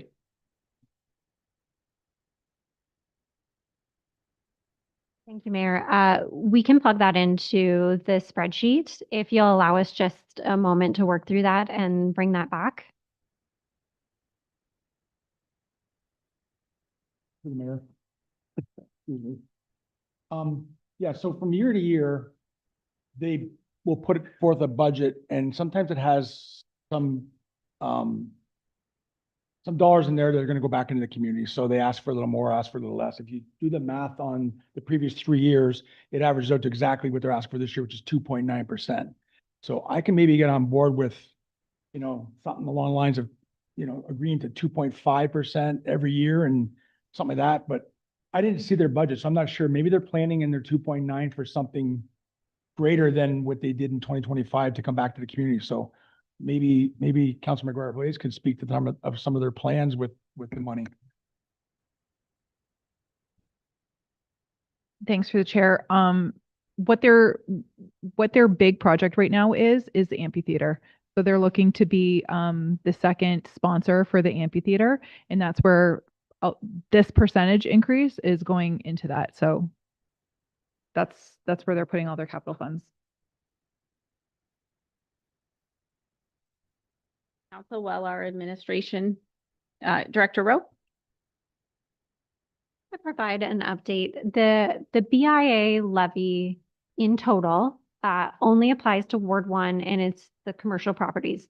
So the levy in total is approximately $167,000. So a 1% increase would be about 1,675, whereas the 3% increase is closer to 5,000. The reason why it isn't a huge jump is because of those bigger properties that have that set cap, if that's helpful. Blaze. Thanks through the chair. So just to clarify also, it's not an increase in the cap plus 3% is what they're asking for. It's either 3% or an increase to the cap. The increase to the cap is about the 3% that they're asking for. So that $200 is about the 3% that they're asking for. The other thing that I wanted to say is we have, the BIA has a lot more members who are actually using their programs now. Their programs have been really beneficial for our small businesses. And this this tax goes to the building owner, not most of our small businesses do not own the actual storefront. They're renters. So, HV & Co, for example, they don't own their building. They rent it. So that tax isn't going to HV & Co, it's going to the building owner. Obviously, the building owner is probably going to increase the rent rate. But just to say, we're not putting it on the business owner per se, we're putting on the building owner. And so what our business owners are getting out of it is they're getting a lot more marketing help. They're getting a lot more CIP programs they're getting. And then the big community thing that they're doing is the amphitheater. Also, everything has gone up. So for example, the flower pots that they do every year, those have gone up quite a bit. And they expanded it. So that way the entire, like they've gone from just the core, they've expanded it. So the businesses on either side of the core are having the beautification as well. So that's why they have increased their budget, and that's why they're looking for more money. Anybody else wish to speak to this item? Anyone wish to speak on the microphone? Councillor Guerin, we're interested. No, Councillor Guerin. I'm just being asked a question by my colleague over here. Yeah, I mean, I like everything that BIA is doing. I think it's reasonable when you look at what their asks have been in the past 3 years. And they're doing a lot of good with the money, and I agree wholeheartedly in the increase in a lot of the stuff that you're talking about, the planners and stuff. So I can go along with it. Councillor Verbeek. So I agree 100%. I love all the work that the BIA has been doing. And I guess my question is probably to Director Morris about this amphitheater. So my understanding is the money collected by the BIA from all the business owners and the building owners of businesses is going to go towards the amphitheater in some way for naming rights. Can you discuss and comment on that? The mayor, so the discussions are quite preliminary and there hasn't been necessarily a vote internally for the BIA to solidify it. But we are working on naming rights and sponsorships agreements, which would determine the amount that they are also willing to contribute to the project. So we're working with that. At the last budget deliberations, I presented that there were 3 different options for the amphitheater, depending on the level for a secondary sponsor. So we have to work out what those numbers are like, and then we can come back to council with what that option is, what that sponsorship agreement looks like, and then give that indication of what level we can build that amphitheater for. So it is quite preliminary at this point. It's a pretty significant opportunity for us to get someone to take that on, right? But how do you see any other besides the BIA deep pocket, corporations or businesses that are at all interested in that? Through the mayor, at this point, it's difficult. We have a number of different organizations and businesses that have expressed some interest in naming rights. So we are working on that strategy earlier in the new year to do kind of a really big marketing campaign and some aggressive advertising for that program. There's nothing at this point where somebody has specifically came out and said, I am willing to contribute this amount of money. It's more like we've set the bait out there and we're getting a little bit of interest, but we haven't been able to reel them in at this point. So please someone clarify if I'm wrong here. So we're looking at increasing to 2.9 request here for the BIA in hopes that they're going to, the idea of the increase, as was just stated, that it's looking towards a sponsorship for the amphitheater, but there's not clarity on what the amount for that sponsorship would be. Is that right? have finance pull what the contribution was in the draft budget. So BIA is recommending a contribution within their draft budget this year, and it would be for naming rights, but it would also be for to basically assist in the capital construction of a better amphitheater. So that's the intent of the monies. But yes, it would be accompanied by naming rights. So I hope that provides a little bit of clarity. I'm going to go Director Rowe, then I have Deputy Mayor Shepley, Councillor Garing, Councillor Hammond. Further to the CIO's comments, the strategy by the BAA was to include a reserve transfer in the amount of 35,000 that would form part of the base budget, and that money collected annually would go towards the amphitheater, if that's helpful.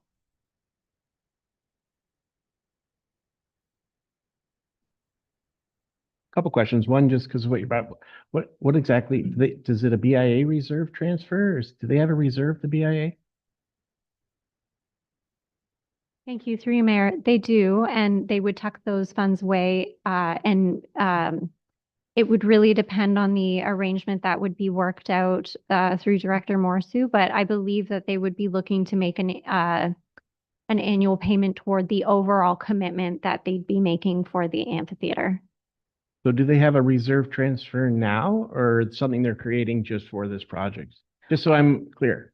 I'll confirm with my team, but as I understand, any reserve transfers are related to any in-year savings or shortages of revenue against expenditures. I don't believe there's a dedicated reserve transfer, but I will confirm with my team. I'm seeing the CIO say no.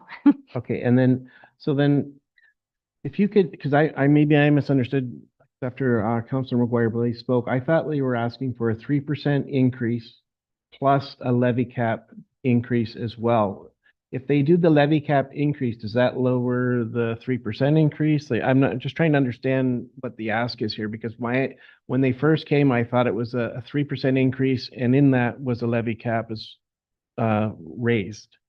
So I just want to make sure I understand correctly what we're talking about. So some properties experience the cap, some don't.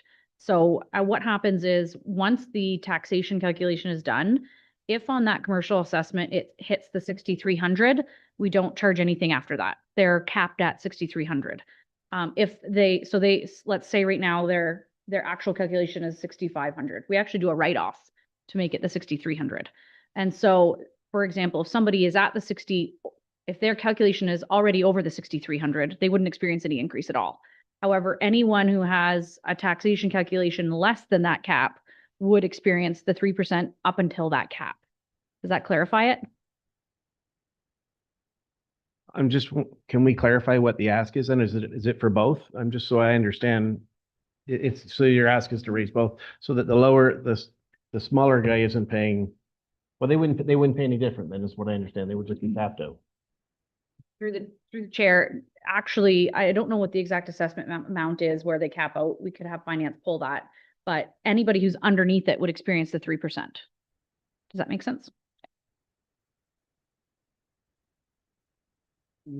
There's lots of things to digest here. When they were approached us at the last meeting, I think she said there's a handful that they want to raise. They were already capped. They wanted to raise them up a little bit.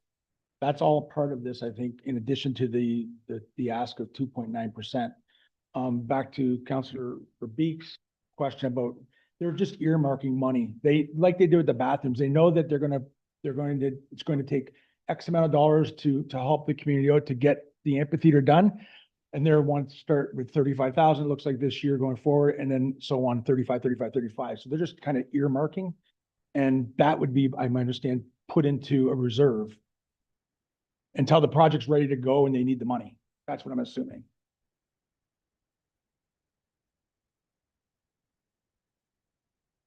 Deputy Mayor Shepley. That first motion, I mean, I'll modify it a bit based on that, and I think a 1.5%, I can go with that, because we are cutting the rate for everyone else. I think cut it for the business as well. A little bit of an increase makes sense with everything's gone up. She's correct in saying that. So I would support 1.5, and that's the motion I'll forward if I can have a seconder. Moved by Deputy Mayor Shepley, supported by Councillor Verbeek, that the BIA levy increase be moved to 1.5. Comments on this motion? Counselor Meady. Just the 1.5, no increase to the cap? We can leave it exactly as they requested, so, and they can increase the cap too. I think it's, that way it hits us all the same.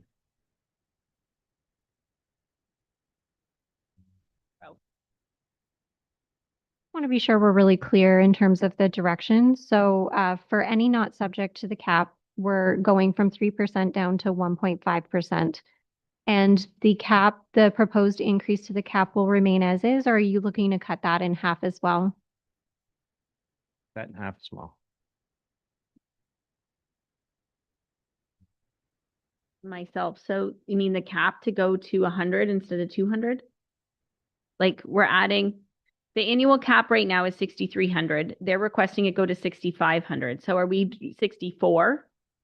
Okay. All right. Everybody aware with the motion on the table? Anybody else wish to speak to it? Okay. All in favor of this motion? And that is 5 opposed. So 5, 6, 2. I think Councillor Hammond was in favor. Okay. Yeah. Okay. I did see it. I see it. I saw it as a in favor. Okay. At this point, we're going to take a recess. Motion for recess? Looking for a motion to recess. Deputy Mayor Shepley, Councillor Allard, any questions? All in favor? That's carried. We will come back at, somebody, 10 minutes? 10 minutes. 2:56.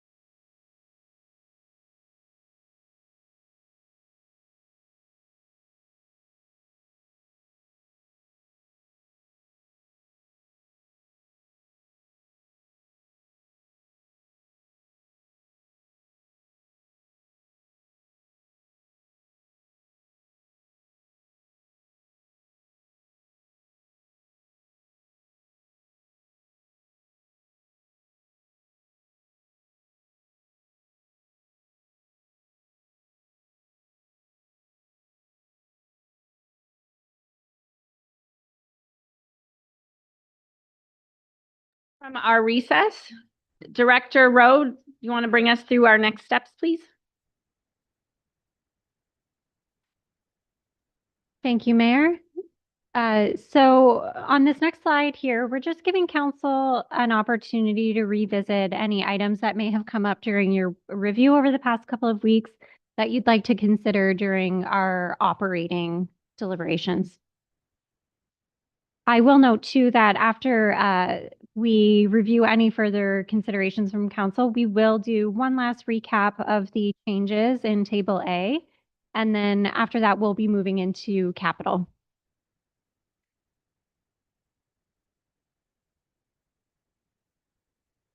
Council, do you have any other items for discussion in our operating budget? I have a question. I'm not sure if it's operating or capital. It could be both. It's infrastructure. Our road shouldering, is that within our operating budget? Or is it within our, like, the actual, like, shouldering, patching the shouldering of our roads? Is that operating or is that capital?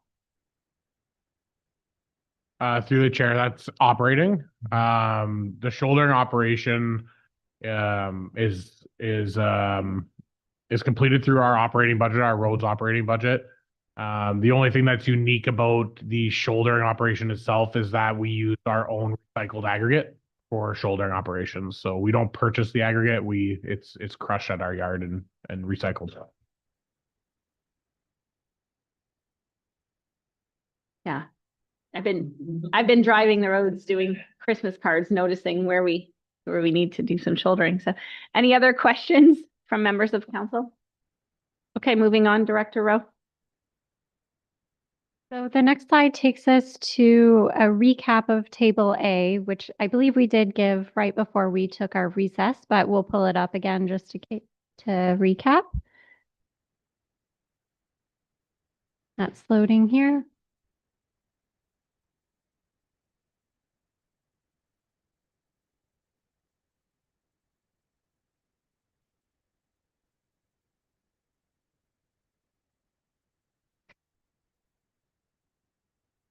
Thank you. So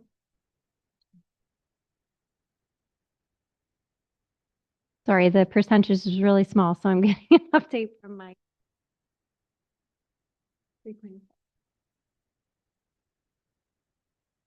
Okay, so 3.75 going into capital. Thank you for your patience there. So if there's no other questions from council at this time, with the rate update of 3.75, we'll move into capital. Now, For one more time, just talk about the items that we have parked that we're going to come back to. Let's just get our parked list. So it was a 1% for asset management. that's correct. And we had the Irwin Ave Gosfield Town Line pedestrian crossing, That's parked. which is parked at this And time. that is 10,000? 10,000. Okay, and Counselor Guerin had a good question during the bathroom break to yourself in the hallway that I overheard. Counselor Guerin, do you want to just ask your question about the OPP, just to get it on the record? OPP increases.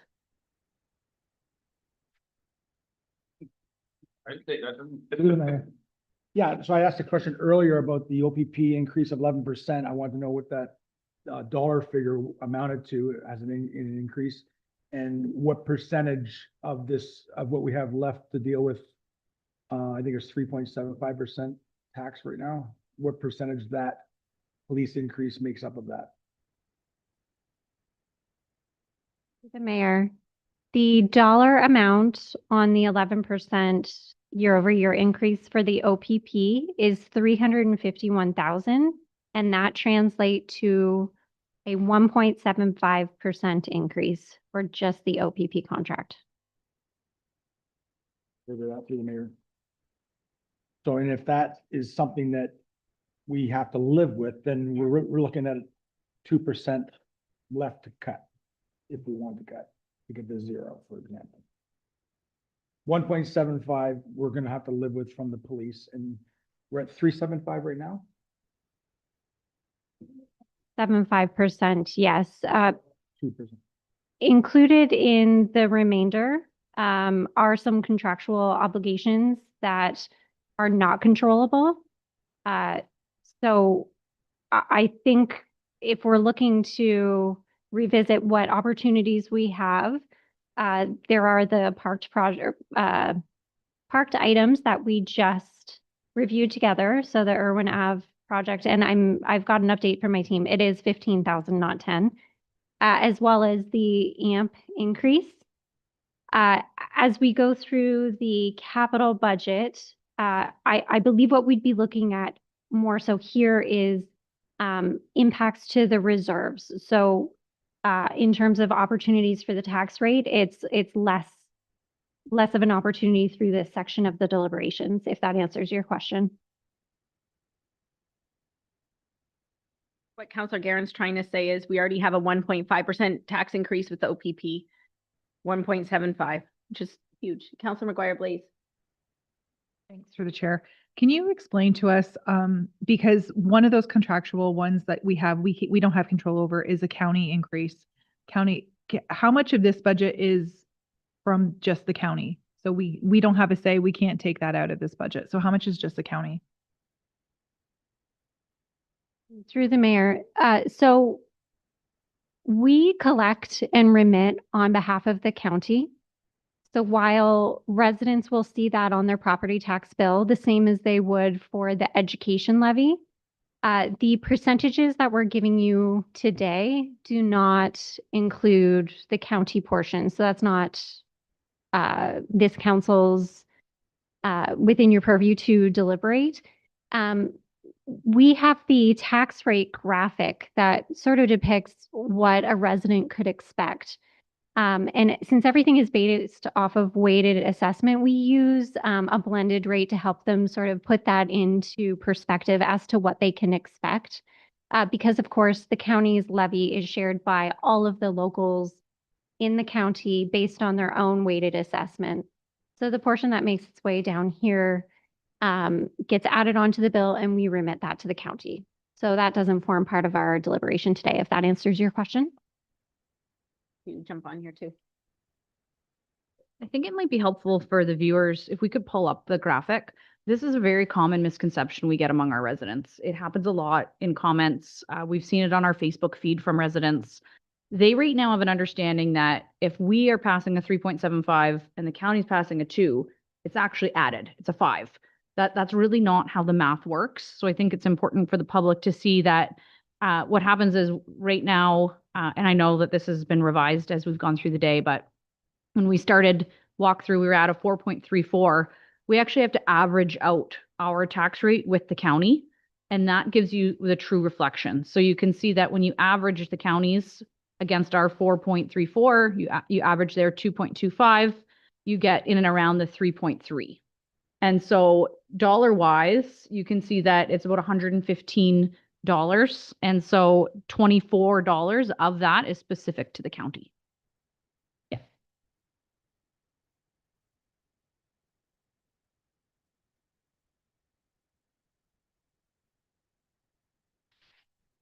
It's looking like we're ready to continue on. We will have the clerk's department just pull up our slideshow again.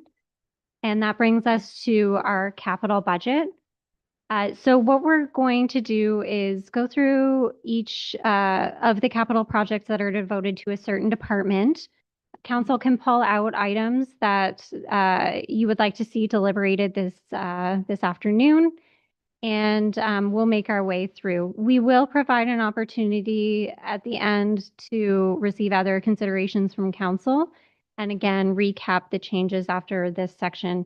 If at any time we need to revisit that, just let us know and we can do that for you.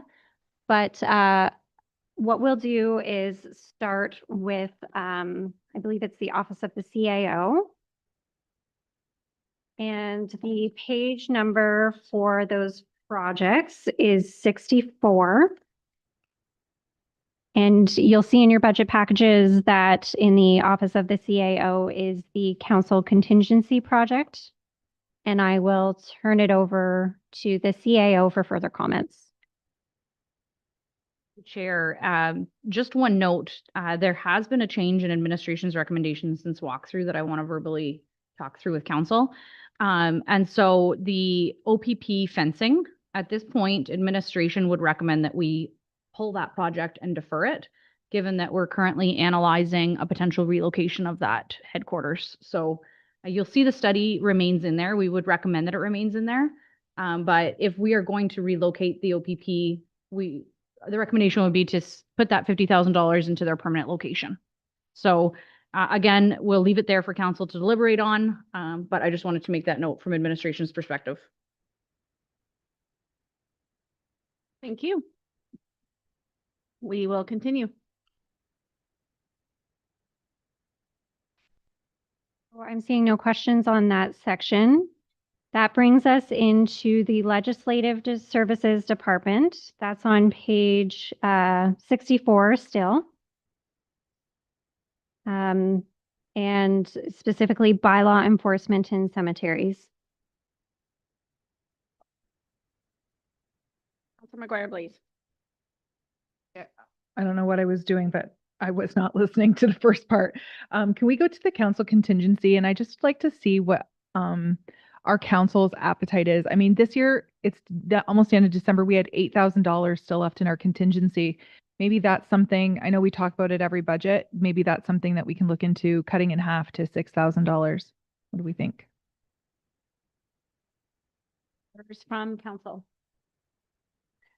So while I've been on council, this used to be like even higher than 25,000. I think it was 50, and it's got cut and cut and cut and cut, which we could temporarily cut it. My worry is that we cut it and then going forward, council has nothing in the future and something comes up. What would be a good example is going back 5 or 6 years and seeing what council's actually used it for. Because that would give us some context for like what has come up. Because if something does come up in the middle of the year, we have nothing. Okay. So some examples that it was used for this year would be the new veteran banner program. Council designated some funds towards that initiative. In the past, when we were looking at disposing of property, there were certain studies that had to be conducted in order to dispose of that property safely, some remediation efforts. That was another use for these funds. And I believe finance is pulling a few more examples, but ad hoc initiatives throughout the year where we didn't have an approved budget, it might have been a time sensitive need, and that's where the budget funds came from. On here, there's $25,000 still in the budget. 12,500 is coming from reserve and 12,500 is coming from taxation. So we could just use the 12,500 in reserve and not use any taxation. That's an option too. Director Rowe? To the CIO's comments, examples of costs that were covered by the council contingency fund include the shade sale for the McGregor Community Center playground, as well as the concrete pad installation at Isler Lodge for bench installation. As the mayor had indicated, we can take feedback from or direction from council at the moment in terms of cutting back the council contingency to only the reserve funded of 12,500. And if that's your desire, then we can let you know the tax rate impact. I would be inclined to drop it down to just reserve funding and take it out of the tax rate. I think we didn't spend it all this year until today. Last year, we didn't spend it all until today, last year. So I think that we're not using it all. So I think we tighten it up for 1 year and then we can revisit it at next year's budget. But this would be a good year to tighten it up. It's an election year, and you know what? It's probably better we tighten it up. We don't just have money to give away to buy it. They give the appearance of buying a vote or something crazy like that. So I think it would be a good time to cut it down to just the reserve. That'd be my motion. Councillor Guerin? Are you supporting the motion? Councillor Hammond seconds the motion for discussion. Councillor Guerin? Is the 12.5 of the reserve the total reserve, or is there more than that?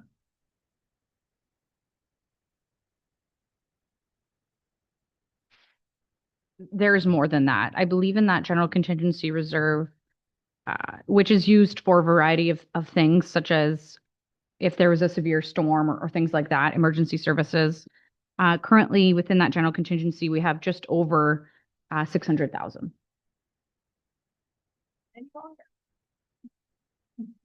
So, and then further than that, then the 8,000 that we decided to pull in 2025, had we not used that, it just would have went on top of that 600,000? Through the chair, that's correct.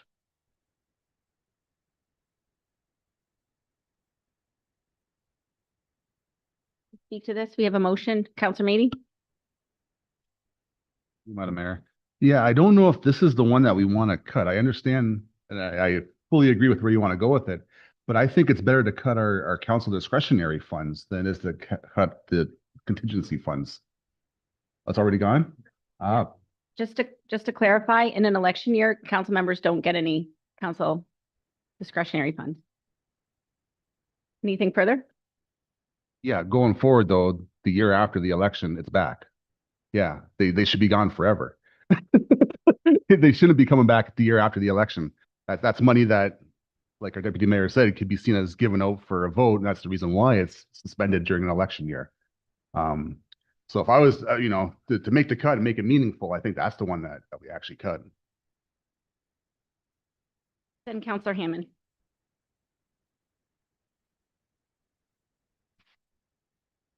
Originally, I thought that I would support bringing it down to 12.5. I agree. I've been here, as you pointed out, Mayor, to see at least 2 cuts. This was a lot more. I think that, I mean, if it's council's appetite to just go with the 12.5 from the reserve, of course, that's the appetite of council, but with the idea that the discretionary funds are going to be missing. And I think that, I understand where you're coming from, Councillor Mady, about the use of the discretionary funds to buy a vote.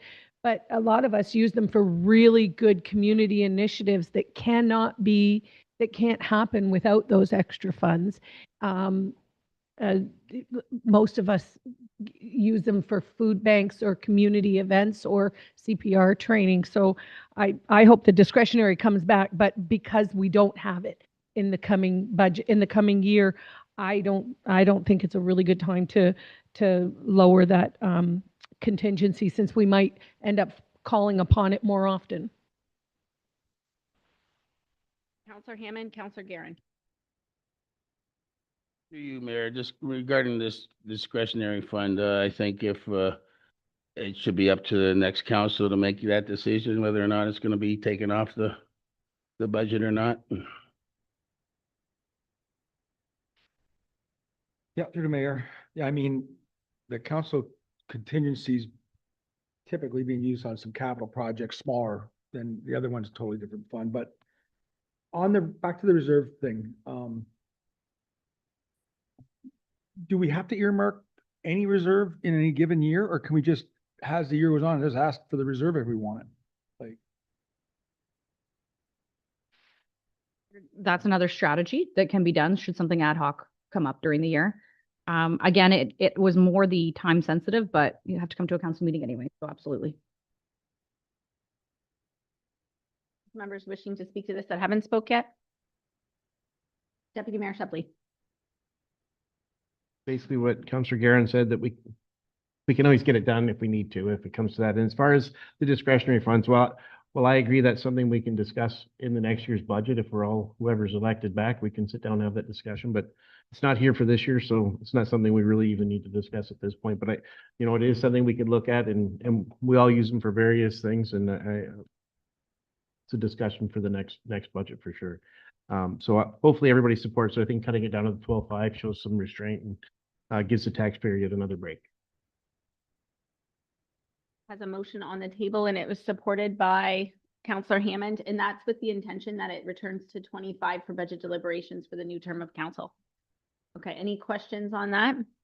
All in favor? That's carried unanimous. Okay, moving on. Since that impacts the tax rate, I'll give a quick update here that brings us to 3.69% for the tax increase. So we'll keep moving our way through. That brings us back to the Legislative Services Department, which includes projects from both bylaw enforcement and cemeteries. Just looking for any questions or direction. We will just, if you have an item you have questions on, or if you'd like to add something or remove something, just let us know. Councilor Verbeek. As per administration recommendation, I'd like to pull the fencing. Sorry, I started to read. I was trying to read the number, my eyes weren't working. PD 26. XXX, yep. Thing around Harrow OPP station. Moved to remove by Councilor Verbeek, supported by Councilor Guerin. Yeah, Guerin? Okay. Okay, questions on this particular project? And we're removing it because we're looking at a whole overview of our OPP facilities to ensure that they are where we want them and that they need. Any questions? All in favor? And that is carried. Moving on to any other, we'll keep pulling out items that we want to discuss. Deputy Mayor Shepley. I received an email on it. I've already asked the question, but I'm going to ask it in the chambers here today.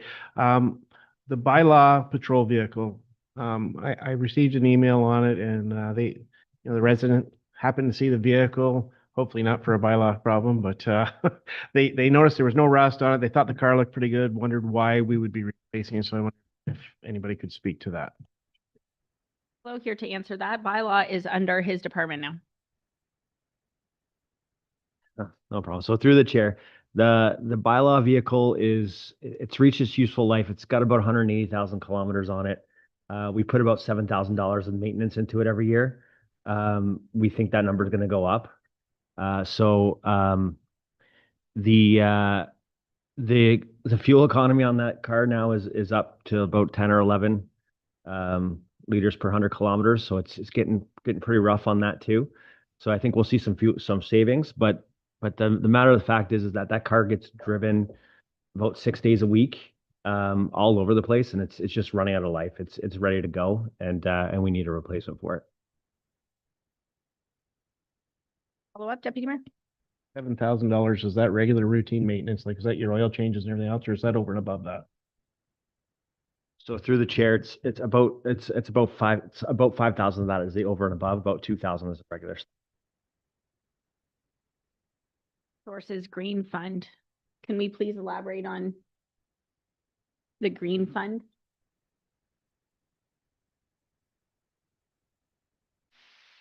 Chair, so one initiative that we started a few years back in budget was to introduce hybrid vehicles per our climate adaptation policy where possible. It's difficult to do that given that the electric vehicle being introduced has to be suitable for the use, right? So often we're finding in public works or in water where you need large trucks, it just doesn't make sense to have an electric vehicle. However, in this situation, they'd be stationed at Town Hall. We think the model would work well. And so we're proposing to upgrade it to an electric vehicle. Councilor McGuire Blaze, and then if we could find out how much is in this Green Fund? Thanks for the chair. Will we be keeping the second, will this be a second vehicle? So we have 2 patrol officers now going in separate directions? Chair, no, this is just a replacement of a vehicle that we think is no longer useful. In the future, we'll be coming for a second vehicle, probably in the next 2 or 3 years, in budget, not now. This is just a replacement of a vehicle that's no longer useful. So follow up to that, we'll be looking to sell this vehicle, I'm assuming, is that reflected here in the budget? So through the chair, I can pass it off to finance, but my understanding is that it's not reflected in the budget. So just through the chair, I would rather see us use this vehicle until it's dead and have 2 patrol officers out and able to go separate ways than have 2 patrol officers in the same vehicle, in my personal council opinion.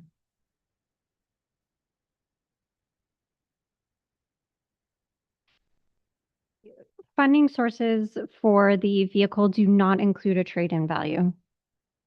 So if it's council's direction to keep the older vehicle rather than trade it in, that still is reflected in how the vehicle has been brought forward. Then I'll go to Counselor Hammond. Just one last question. So what happens? So we pass this with the new vehicle and then we trade it in, we get 9 grand. Where does that 9 grand go? It would go back into the respective reserves on the 50-50 split. So if we got 10,000, 5,000 would go back into AMP, 5,000 would go back into green fund. We've replenished the reserve like for like.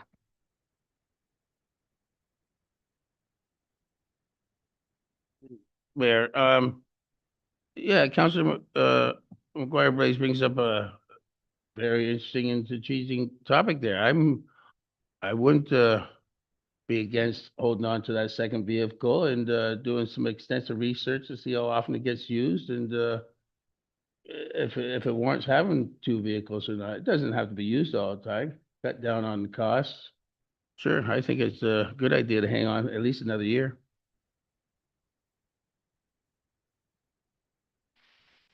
Through the chair. So we have been working internally with building department, and what we're finding is there's a decrease in our building activity across municipality. And so they also had a surplus vehicle, which rather than surplusing it, we are going to try to keep on the fleet and use as a secondary vehicle. So we have done exactly what you just directed us to, but sort of behind the scenes. And so we were going to test it out on a 1 year to see how it went and then move forward from there. But again, that is another option. We can surplus the vehicle in building right now, as they need to have funds for their reserve too. So either way, what I'm trying to say is administration has been working on a plan to get that second vehicle in place using a vehicle that's close to the end of its life. Rowe, and then Deputy Mayor.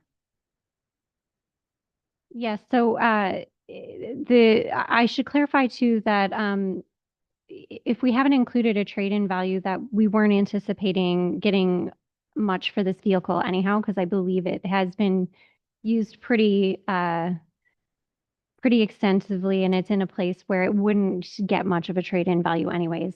I do want to just highlight too that right now the funding sources are half asset management and half green fund, and if we were looking to keep the vehicle that it's meant to replace, that might change the what we're required to use for the funding source, because it would be net new then. So just something to consider. We're not believing that we would get much for this vehicle anyhow, but something to consider if it's council's desire.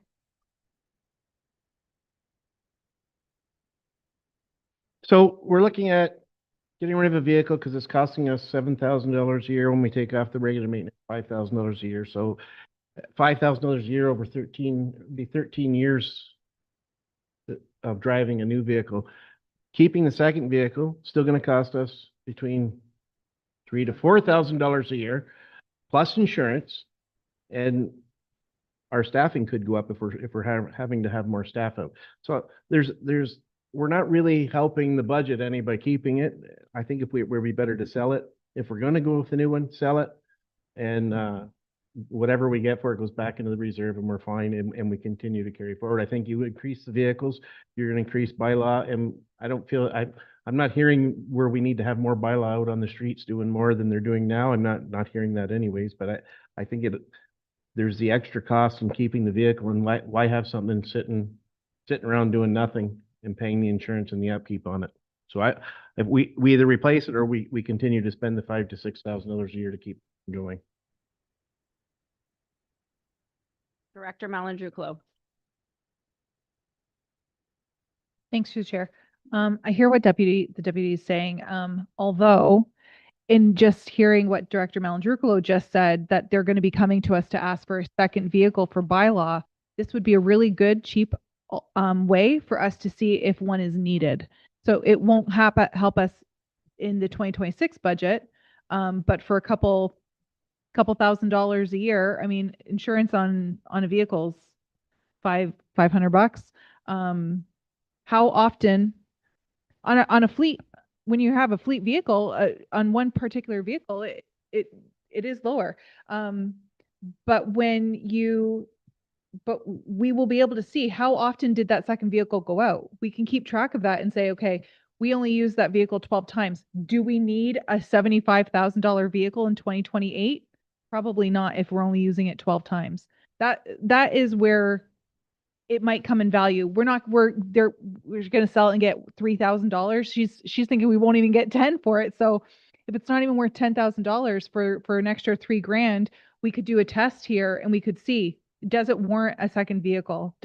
Do we actually need it? And if they're going to come back to us, and not maybe us, but the next council in 2028 and say, okay, bylaw needs a second vehicle. Well, did you actually? How many times did you use the one that we have? That's the reason why I would keep it. So.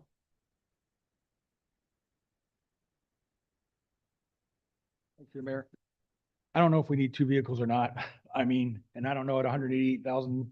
I think 188, you could have a second vehicle if you got a brand new one and you could probably get away with it. But the question I'm asking is, do we need a $65,000 EV vehicle? What type of vehicle is this? I mean, some, Chevy EV Equinoxes start at 45 grand, less than that. I mean, what are we getting for 65? Can we not spend 50 or 45? Have we looked into it?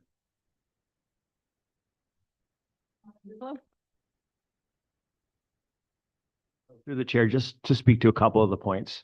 So on the point of another vehicle, so what our bylaw team's been doing now and in the past is they do share vehicles with other departments. So when they were in the Gasto office, they use their vehicle as a primary vehicle, and then they, as a backup, they shared some of the building vehicle. That's what we expect to do in the future, is we'll use our new vehicle as the primary vehicle and then share other vehicles that we have here with extra capacity. So the town vehicle or other vehicles that are around. We don't think we need a second vehicle right now. If we introduced a second vehicle at the same time, we would also maybe introduce another full-time bylaw officer. Like that would come together in a couple years, potentially, because we're hearing from council that there are more initiatives and proactive bylaw enforcement that councils seeking for us to do. But in the meantime, we believe that one vehicle with the surplus of the other town vehicles is probably enough, although we appreciate your recommendations. As far as asking for an EV vehicle as opposed to a regular full gas vehicle, the reason why we ask for an EV vehicle is because it's part of the town's strategic initiatives to go green.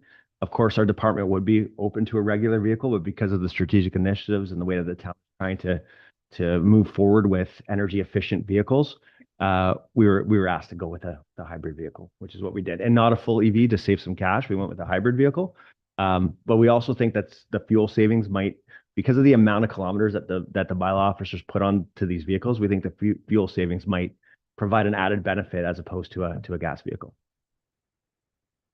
The hybrid or EV, was just wondering about the 65,000. Is that what they go for? Because I'm thinking you can get them cheaper than 65,000, but I don't know what type of vehicle and what you have to put into a GPS and all that. I'm just wondering, 65 is coming from reserve. They spend 40, then the 25 goes back. I understand all that, but you're asking for the 60. Here, we did look at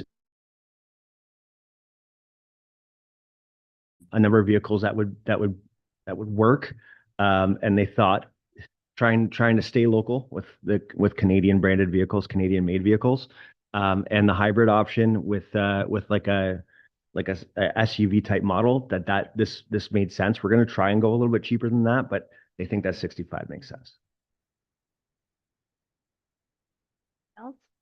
Councilor Verbeek? Thank you. Through you, I have just a suggestion and then a question. I wonder if going forward in the next calendar year, if the clerk's department or bylaw tracks all the times that you need to use a secondary vehicle from another department, that might help in the case going forward in a year or two when you do have to come back and request a second vehicle, to have that data for us. And my question to Director Rowe would be, I believe I heard you say that if we hang on to this vehicle, the current vehicle to purchase the new, that we would have to relook at the funding, which is, the two different sources there. And could you just elaborate a little more, bring clarity? So when the vehicle was brought forward as an EV, our team looked at the funding source and determined that with it being an upgrade, a part of that could be funded through asset management and a part of it could be funded through the green fund to take some of the pressure off of our asset management reserve. Typically, when we are replacing vehicles, we would surplus the old and trade it in and try to get as much value as we could out of that older vehicle. And depending on the condition and the make and the model, that could vary. But I think in this particular instance, we're not expecting a lot. But it's still, I think, worth trying to salvage some value out of that vehicle. If we do decide, and I think we would need some clear direction from council on this. Are we delaying surplusing that vehicle for a year to get some metrics and then disposing of it? Then perhaps we could still justify having that come out of asset management. But if we are looking to continue keeping both vehicles for a number of years to come, then I do think we need to consider the asset management portion of that funding. Absence of any motion from council, we're going to keep this in the budget as it is. And then administration will sell it like they normally do, put the money that they sell back in. Dune building will be over at town hall and it'll be easier for them to use the vehicle. They'll start tracking how much they're using the other vehicle to see if in the future we need to buy a separate vehicle. But as the budget sits right now, we're not keeping the older vehicle. So that's how it's, unless a member of council makes a separate motion, we're just going to keep going. Okay, so that was the patrol vehicle for bylaw. The way it's funded is the green fund and asset management, the way it sits. So if no council member is making a motion right now, we're going to keep going. Okay, all right, let's proceed through the budget. Thank you, Mayor. So toward the bottom of page 64 there, we have the Corporate Services Department, which starts with information technology. And Corporate Services goes over to page 65. And they're all IT-related projects. So I'm wondering if you could talk a little bit about the $500,000 for the software, because it comes out of the other reserve, the general contingency reserve, but at some point it was tax dollars. Correct? To clarify the question, we were planning on funding this project from taxation? Well, no, I'm meaning like our general contingency reserve at some point was tax dollars. So we have a $500,000 budget. If you could just explain what we're getting for this $500,000, because some people that watch the budget walkthrough may not be watching right now. Thank you. So there are two pieces to your question there. So the first is whether or not general contingency funding ultimately comes from our surplus. And I can confirm that through our reserve policy, we have designated reserves that get funded from our in-year surplus.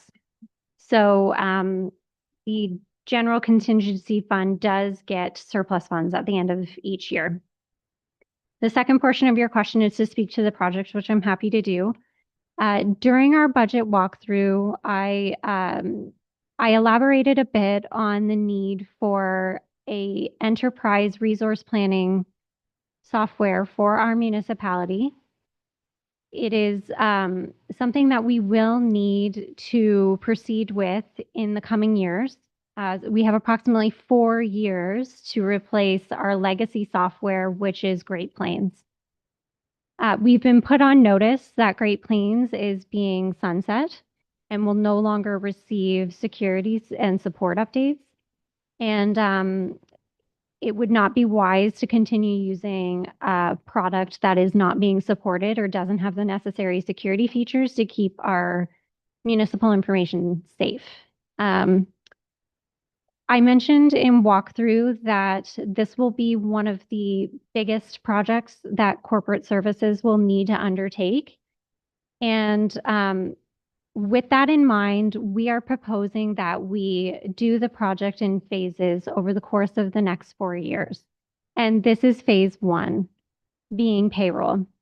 The reason that we're starting with payroll is due to the complexities of that module of the software. And it is best practice to have that be a standalone product. So that makes it really easy to carve out and complete in an initial phase. So the $500,000 is for phase 1. And in next year's budget, you will see dollars dedicated towards further phases of this project. I believe it was Councillor Verbeek that asked me for a total impact. And until we put it out to market and get bids back from the providers in the municipal software space, it's difficult to put a dollar value, but I did provide a high level estimate that we could be looking at several $1 million for all of the phases together. But it's very, I know, a hard pill to swallow, but this will continue to provide updates to council as we get more information.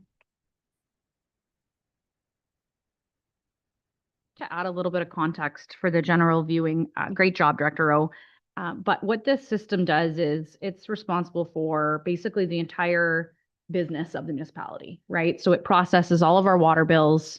It is responsible for the balancing of every subledger. It basically records electronically all of the financial activity of the municipality. So very, very crucial piece, a requirement of our audit, a requirement of the Municipal Act. Hopefully we see some other vendors enter the market and that price comes down. That's what we're seeing now. You're seeing some vendors come in and say, hey, I can create something. So there is some development going on. We are not the only ones in this position. The town of Kingsville uses the exact same software. So they'll be experiencing this as well, as did the municipality of Lakeshore. So unfortunately it is happening, but I'm hopeful that by completing it phase by phase, as recommended by Director Rowe, we start to see some new entrants and hopefully the price gets reduced a little. And Councillor Verbeek.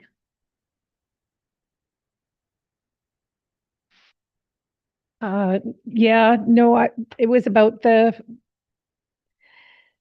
location we're going to get that money next budget, because apparently coming forward for the next 3 or 4 years, we're going to get dinged with this item. Would asset management or another reserve, would we be able to go from there, especially since it looks like we're going to deplenish a big part of the general contingency?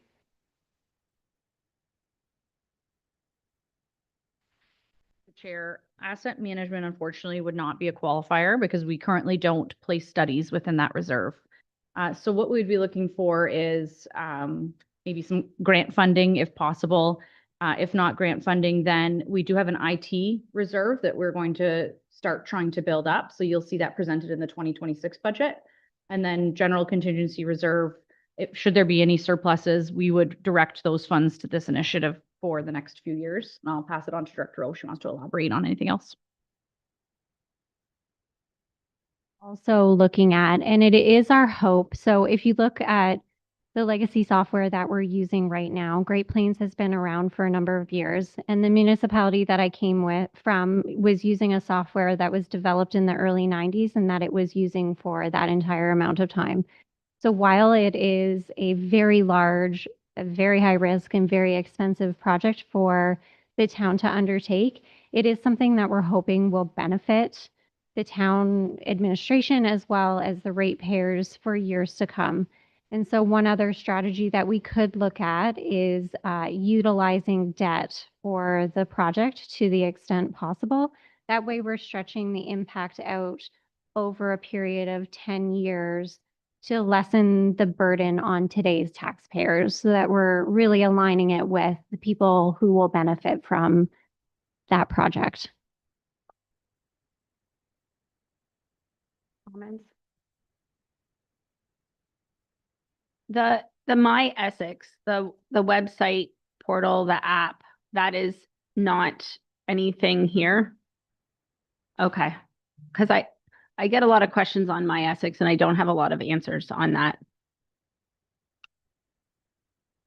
Something that would be evaluated as part of the latter phases of this project would be a constituent portal, whether it be through Pay It, which is a current provider, or something else that is more suitable when the time comes to evaluate that. But if it is council's desire to have a constituent portal where residents can go in and view and pay their bills, that's something that we could look at incorporating into the requirements when the time comes. But this first portion wouldn't address that piece of it. Thank you, Mayor. Just curious as to, other than paying the payroll, is it gonna affect the payroll at all? This upgrade? If I understand the question, are you worried about hiccups or growing pains when we implement the software? We have to hire more people to run it. From my experience from another municipality in the area, it didn't correlate to an increase in staffing. I don't necessarily think that it corresponds to a decrease in staffing for payroll. I do believe that our current complement could move forward with the products that I've seen. What these softwares will allow us to do is have more continuity of service by having a cloud software and some more robust and sophisticated reporting rather than manually pulling some data out of the system. And so there's usually a trade-off in terms of controls, reporting capabilities for the laborious and intensive manual work that gets done in our legacy system. Other projects councilors wish to talk about in corporate services? Is that where we're in? Yeah, okay. Anything else? Okay, we'll continue. So we're still on page 65 here. That brings us into community services, starting with fire. There are a number of projects here, so we can start with fire and then continue on through community services. I'll pass it back to the mayor to see if there are any questions.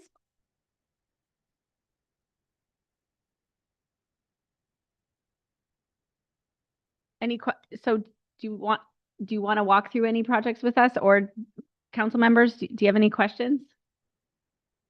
Yeah. Councilor McGuire, please. Thanks through the chair. The Station 3 replacement, $5 million. I understand it's coming.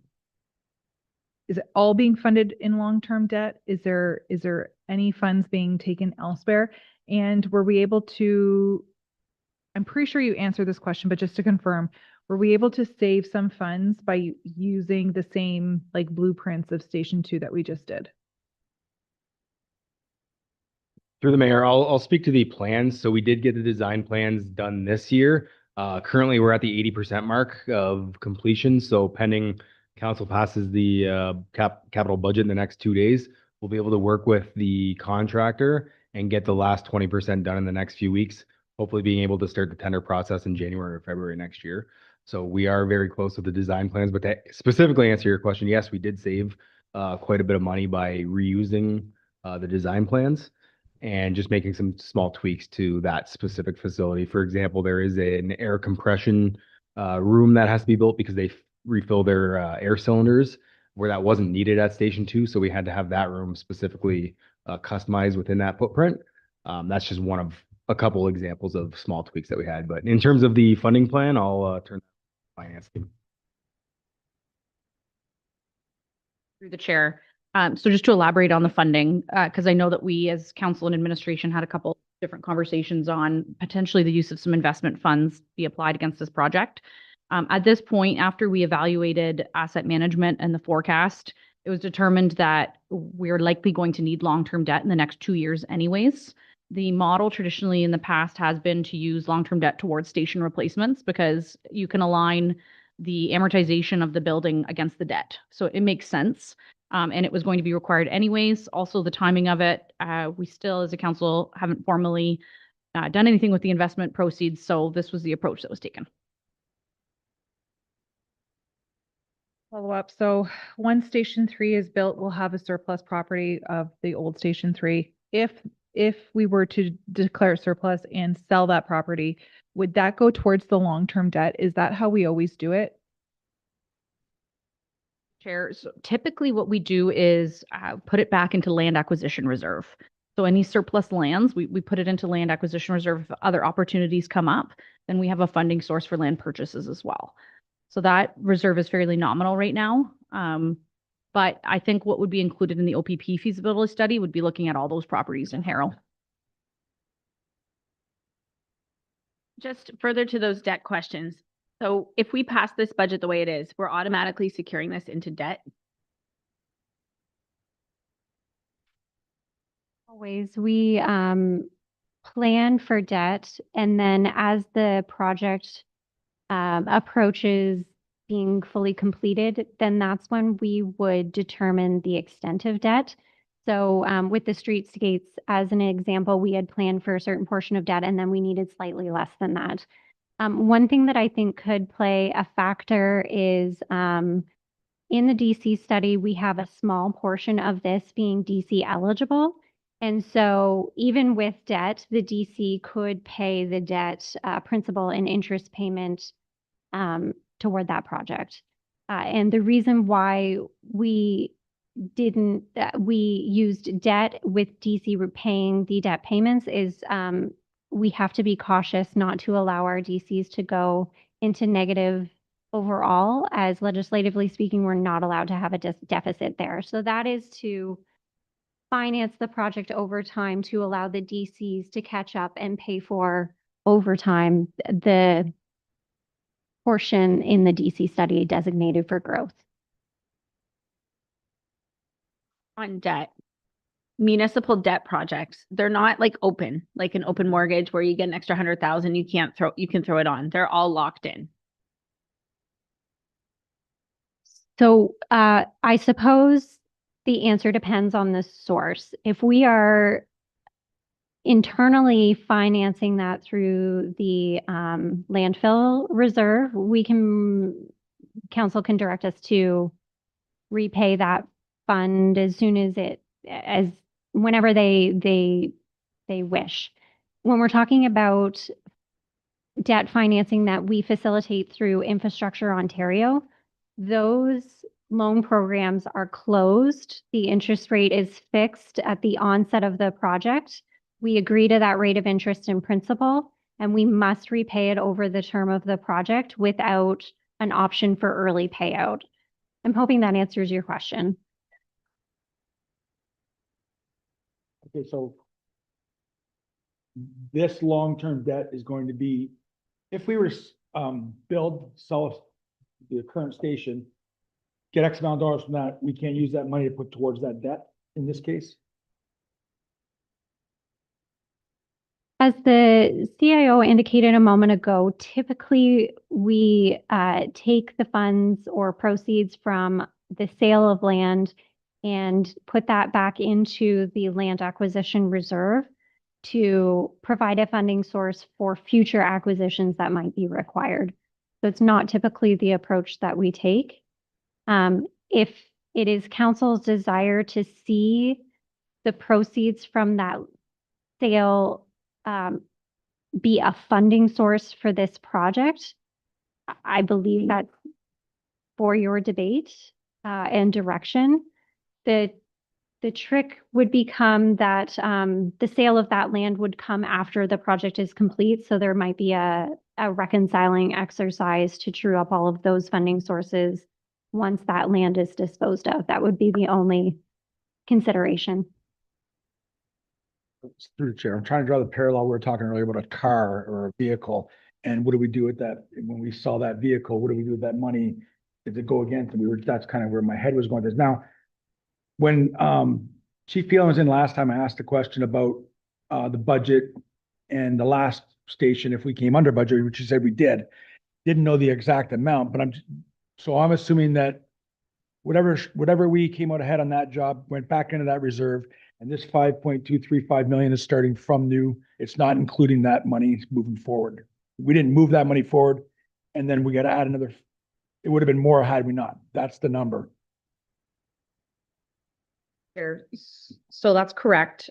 What ended up happening was that project was long-term debt funded as well. So we just didn't have to ask for as much debt. And so it actually helped the tax burden because the long-term debt payment went down.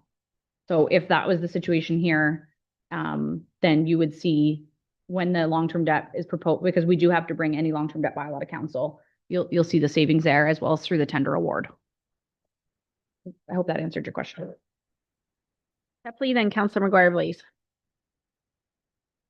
So further to what Councillor Garum was talking about, I think when we did the town hall plans, we borrowed from the landfill reserve, and then the repay on that was when we sell that building, that's going to repay back that landfill reserve. So is there any potential in this that we could do something similar to that, where we could take a portion from our landfill reserve to cover a chunk of it, whatever we feel the sale of that property could be worth, and then we repay it after we move over? Is a really good option. Through the chair, great conversation, absolutely. I think the rationale with Gesto was the reason why the proceeds were used in that manner was because it was very concrete that we were going to sell that building. Right, that was the direction of council. That building is going to be gone. It's not going to be held in our inventory. We have no use for it. On my only hesitation with recommending that for Fire Station 3 is we are going to be undergoing an OPP feasibility review, and that building may very well be a suggestion within that study to maybe use as an OPP alternate satellite. And you may find better returns in other municipal dispositions. So again, trying to look strategically so I guess my only hesitation and recommendation to council would be if we were to propose that, we would be like providing direction at this point to dispose of that building entirely and no longer have it in our stock. So that was the reason for this approach, because it gives council the flexibility to strategically decide what to do with the land inventory in Harrow.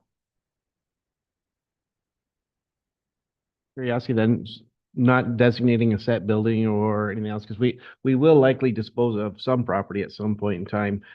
Would we be out? I don't know what our landfill reserve is at. Is there $1 million in the landfill reserve we could dedicate towards this fire station that we could repay as we dispose of property? It's a neat way of offsetting all that long-term debt. Through the chair, so I can see that finance is pulling up the landfill reserve. I'm just the bearer of good news today, but this is my hesitation with that one would be that we rely on the interest from that fund to fund our asset management replacement program, right? So each year we lock money into that. What we are seeing as well is a negative trend in that landfill reserve because of the tipping fees. So currently there is a healthy balance. There's approximately 10 million projected at the end of it. And so it's absolutely council's direction. We'll take whatever direction you provide, but currently what is built into that is automatic transfers of 80% of the investment income plus a 20% top up that goes directly into our AMP reserve. So that's built within the AMP plan as well. Further to that, since I forgot about the decrease in tipping fees, which was only going to worsen with the onboarding of organics. So maybe that's probably not the best solution. So thank you for that information. Sure. To CEO Jurcevic, you had said in the next couple of years, we're going to have to take on debt. Can you explain why will we have to take on debt? So if I could have clerks pull up the asset management forecast page, I think that's an impactful slide for the public to look at. That would be on page 61. And so what you can see here is the entire projected 5-year forecast of our asset management plan reserve. I know it's kind of hard to see, but ultimately what it's showing is if we were to layer on these reserve transfers we just discussed from asset management, layer on the 1% increases that we've been attempting to make, layer on interest income, and then take away all the projected capital spending, that in order for us to maintain our capital program, we would have to take debt. And that debt would be, what we've built right now is 2029, approximately $5 million, just in order to keep that reserve at reasonable level for capital spending. Does that help? Does that answer your question? Okay. So in terms of the current Fire Station 3, I think eventually we may want to do something with it, but there may be like a huge parking need in Harrow that may come forward after the development of that apartment that may have to be parking by public demand. Who knows? We'll have to see. I think it's too early to speak to it. Any other questions on fire? Okay, let's move on to the next department.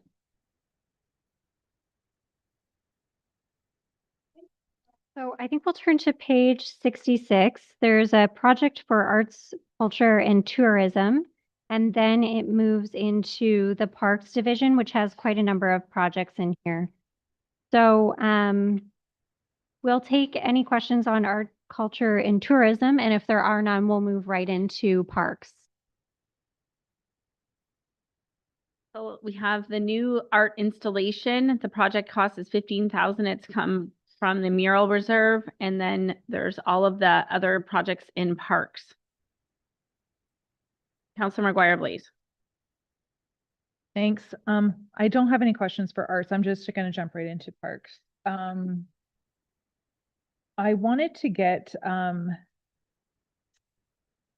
the structural repairs to foundation and walls recommended at the splash pad, $720,000. I just wanted to get an update or maybe clarification on what we're actually getting for $720,000. Through the mayor, and that's a very good question. So over the past week, we've investigated and had some meetings with our structural engineer to determine where that cost breakdown was. So what they did, and there was some confusion on between administration and the consultant on what that cost was actually looking at. So they did the analysis of repairing the existing facility and just building a new facility. So basically where they were at is with the high amount of spending that it would cost to repair the facility and the contingency that would be needed for that, it basically came out to be the same cost as just tear it down and build a new one. So the $720,000 would be the cost to repair with all of those unknowns or to build a new facility. So the plan and proposal at this point, we know that we need to have some facility there. So what we'd be looking at doing is, because we don't want to shut the splash pad down during the summertime. So one thing that we'd be looking at doing is the facility is in general, it's safe when we don't have high wind loads. So what we can do is we can, if we see that storms are coming, then we can shut the building down and close the splash pad during those high wind events. And then nobody can go in the building and it's not going to be an unsafe area to be. So we would be looking to do that up until the point of September, where we can close down the splash pad after Labor Day and then start construction at that point. So there's no interruption to our service levels. So to answer your question, this is the cost to tear down and rebuild a similar size structure. We would be looking to amend the footprint a little bit smaller because it is a little bit larger than we would need. So we would be looking at having some cost savings there, but we would still be looking at the $720,000 budget for. By the time we get the engineers or the architect report in the design process and the demolition added, it would come around the $720,000. Thank you, through the chair. That sounds way better than just repairing a block building with a flat roof. So I'm okay with that. The park, what is it? In Sadler's Pond, the pavilion in Sadler's Pond, $200,000. Does that include hydro in that building? I wasn't sure if there's hydro in it now, which is why I'm asking the question. Through the mayor, there is no hydro in the existing one, and the plan at this point. So we have a couple options that we can look at. Number one is running an electrical feed, but the feed would have to come from Victoria. So it's a very, very long feed to be running all the way there. What we would ideally like to do, if it's possible, we have to explore this, but as part of the design, it's relatively close to a lamp post that's in the park right now. So if we can pull a little bit of power from that, depending on the amperage and load that, if there's additional capacity, we can potentially add a couple outlets and a couple lights onto the new pavilion area. It's unknown at this time what that electrical feed is able to accommodate. It is something that we're going to be looking at as part of the design plan, though.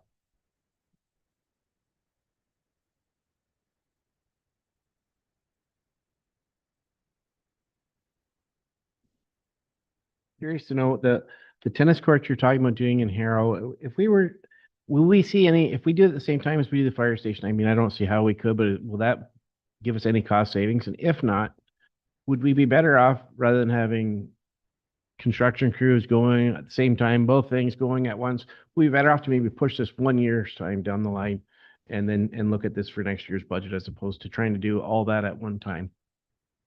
And then also Sadler's Pond, if that one, if that's a necessity we have to do, or is it something we can it wait 1 more year? Those are the two I'm looking at right now. Through the mayor, so I'll start with Sadler's Park because we were just talking about that one. So that project has actually been pushed for probably 3-4 years. If you actually walk by it, the bottom posts are rotting out because that whole area is low lying and the groundwater just, sometimes you'll go there and it's just sitting in a pond, like the whole concrete pad is underwater. So those posts are rotting out and they are unsafe. So it's a recommendation that we don't prolong this any longer.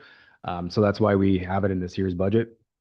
As for the Harrow tennis and pickleball courts, so we could absolutely push that. The recommendation is in for this year to have it done. We actually were contemplating on how we could do a construction company doing both projects at the same time, if we could find some synergies there. Don't know if it'll work, but we are investigating that because it'd be ideal if we can synergize and have those cost savings. But something that we're looking at. In terms of being able to delay it, we could absolutely delay it. The problem if we delay it though is that the existing courts are at the point where they're not very safe. So if we were to look at delaying it another year, we would have to probably add $50,000 to $60,000 in the budget just to essentially repair the cracks, fill them in, and do painting so that they're usable for this year. We did it the best that we could for probably the past 4 or 5 years. We've been putting Band-Aids on them of about $10,000 to $15,000 per year. And it's every year we get out of the winter and we just see that the sub base is just, it's not stable enough and it's cracking and it's shifting. So we anticipate that to continue over the winter, and we're seeing extremely cold temperatures already in December this year. So I would imagine that it's probably going to be quite extensive for next year. But it's if council wants us to explore that option, we can absolutely do that. Playground rubber surface, same thing. Is it something it's a necessity? Can't wait a year. Just so that we have a better understanding if there's any room to move any of these. That's the only reason why I'm asking. Yeah, through the mayor. So yeah, we did actually have the Harrow playground surface in the budget 3 or 4 years ago, and it ended up getting pulled because the extent of the work that had to be done was quite extensive and it was over budget. So we had everything repriced. We've been patching and repairing what we can, and we just had an impact test done this year showing that there are failure spots on that. So again, that's one that, because of the public safety and the fail points on it, that we wouldn't recommend pushing.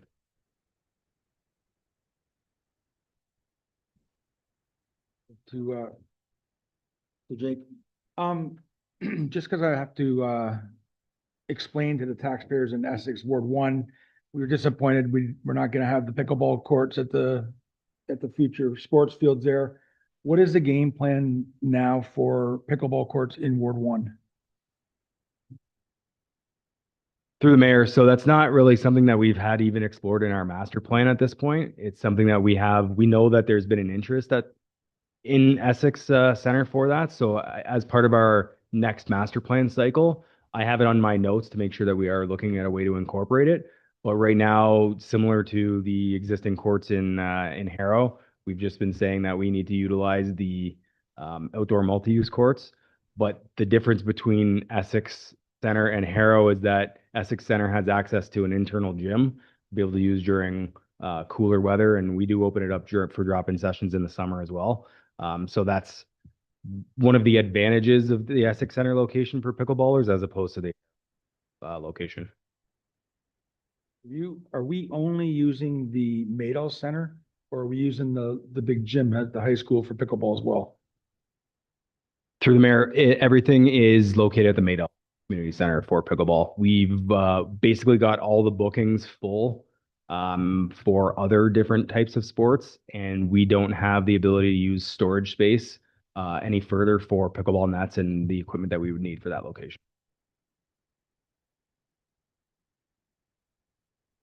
Counselor Hammond? Here, just back it up to the Harrow tennis courts and playground area. I'd like to table that whole plan for another year with the coming development at the high school. I think it'd be a good idea to maybe look at how that's gonna play out and what we can do to make it a more friendly space for everybody, including that new development is coming in there. I think by putting it in beforehand, it'd be detrimental and probably serve us better if we put it in after we figure out what's going on in that high school development. That's my thoughts.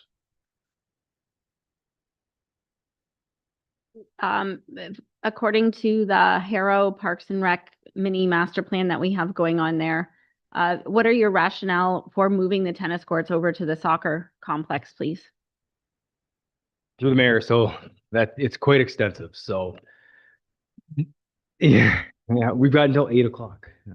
So the number one reason is the primary reason that we did the Harrow Fairgrounds master plan was because council expressed an interest to see if we had gymnasium space that we could put on the as an addition to the Harrow Arena. Without having the high school gym, that was one of the things that we did was we wanted to find that space. So the only reasonable space for that entire complex is to utilize the existing tennis court area where we can extend off of that facility. So if we pushed on the opposite side of the facility, we'd be going into the track area, which is the community amenity, and the Harrow Fair Board. We have agreements with them where they have to agree to the permanent structures that we put on the facility. And I know that they won't agree to that because it'll interfere with what goes on during fair weekend, where that whole area is used for parking. Another example, we were looking at relocating the small baseball diamond next to the playground into the track area. And they didn't want to see that because there would be fencing and it would obstruct some of the parking that goes on again. So those are a couple of the reasons. The Harrow Soccer Complex is also very underutilized. So if we were to, we're trying to attract more people to use that facility rather than it sitting empty most of the time. So it's a good location for the spacing that we need. There was a perfect footprint that we could add those courts into the space. So we have that. There's also a lot of other amenities that are requested from the residents of Harrow for that fairground location. So if we were to start taking some of those amenities out, it's that balance of, okay, what are we taking out and where can we relocate other things? So the biggest sensible option was to relocate the courts to the Harrow Soccer Complex. And I've had meetings with the pickleball and the tennis groups, and the pickleball, they're quite happy. The tennis group, I've got a little bit of mixed reviews from that. There's some people they're just happy to get courts. There's some people that love the location. And there's other ones that would prefer to keep it on the Harrow Fairgrounds site. But like I mentioned, there's a number of reasons why it is suggested from administration's point of view, why we would relocate those. And then there was one family that lives close by to the Harrow Fairgrounds that they really want to see the tennis courts stay. at the fairground location. But I explained all the rationales and discussions with them that I'm explaining here today as well. And then I will double back. Through you, Mayor, just to share my 2 cents with the rest of council, I didn't think, this was not on the chopping block for me. I had a number of things earmarked. And the reason is that I was thinking back to, I think it was our first year on council, Councillor Guerin, we were brought out to the tennis courts in Harrow, and we heard about how they'd been dealing with issues for years, and putting up with long closures for repairs, and then just as the director said, always putting Band-Aids on it. So I feel like this has been needed for a very long time, at least since before my time here. But also, I was a councillor that was strongly opposed to the new Essex tennis courts. I said, what the heck do we need them for? And yet I'm never at the arena or driving by that I don't see them fully utilized. So those were just my thoughts. It did not get to my chopping block because I thought it's about time we do this in Harrow. And just to remind everybody watching from home, all of these projects that we're talking about right now are not funded right now through direct taxation. Right now, they're mostly coming out of our asset management reserve, which is taxation, but not a direct tax increase this year. So for example, if we pulled out the tennis courts this year, our levy would still be the same. Okay, Councillor Hammond? Mayor, and just to touch on Councillor Rubrik's statements, these are all plans that were made prior to a major development going on right beside them. So I want to point that out.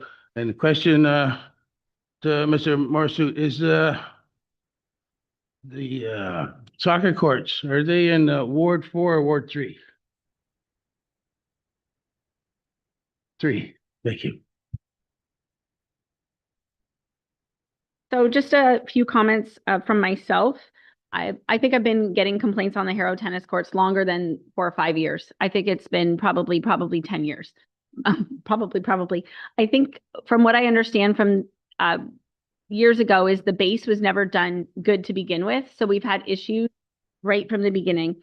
So I am supporting relocating them and moving them. I'd also like us to start tracking things like repair logs. For example, if we could start actively having repair logs on things like this, or repair logs on things like our snowflakes, so that when we come to a council meeting like this, we can go back and say, we've spent $80,000 in the last 5 years repairing them, because I think it's been quite a bit repairing them. So we're throwing money away there. I don't believe the new development is going to come into play with this. I believe that this is a good, my one question is, we did have a delegation at the budget walkthrough talking about potentially fundraising and adding to bigger courts.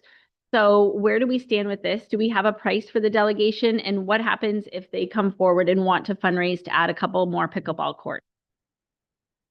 To the mayor, so I did meet with them last week and explain the situation, and overall they're quite happy that they're going to have some dedicated courts.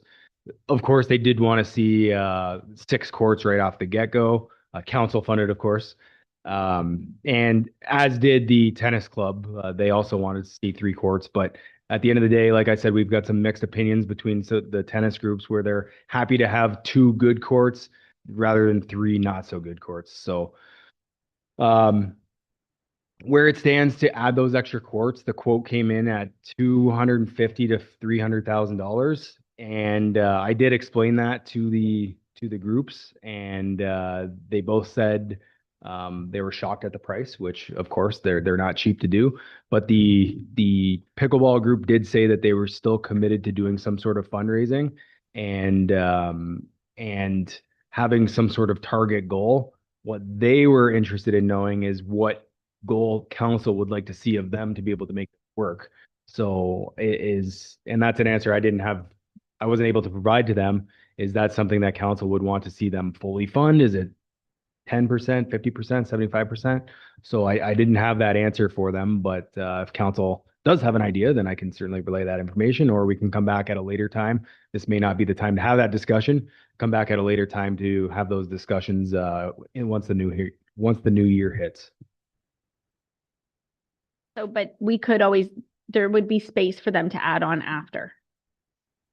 To the mayor, yes, there is room in the new design plans to add 2 additional courts, which would total 6 pickleball courts, and also room to add 1 more tennis court. So there would be 3 tennis courts. Counselor McGuire, please. Thanks through the chair. Just to say, I'm happy with the plan that as is. And I think at the moment, without further discussion here, I think we let them know that council would be looking for them to fund 100% of any extra or any additional courts that they were looking for. And then they could come back to council at another time and say, okay, we've come up with this much, maybe in the 2027 budget, would there be funding for it? But that's where I'm at with that.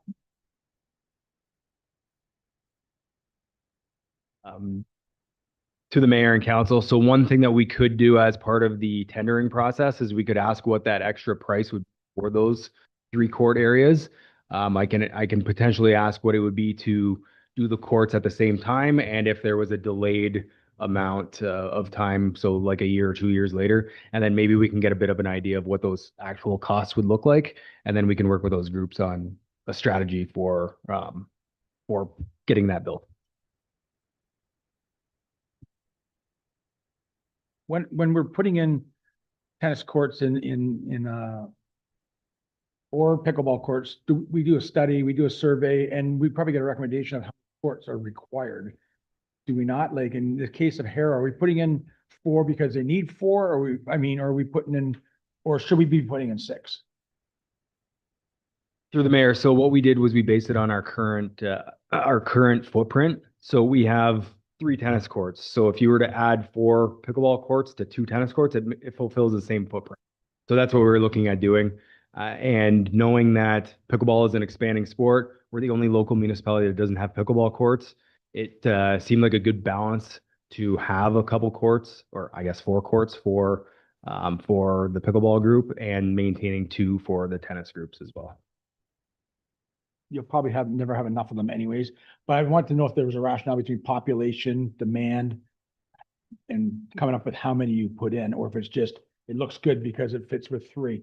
Essex has 3 tennis courts. Harrow's gonna have 3 tennis courts. There's a big population disparity there. Doesn't mean the need's any greater in Essex than it is in Harrow. So I was just trying to understand. And then just jumping off that, I'm in support of it, by the way. But jumping over to the Heritage, the electrical at the Heritage, how many pedestals is that going to permit us to use?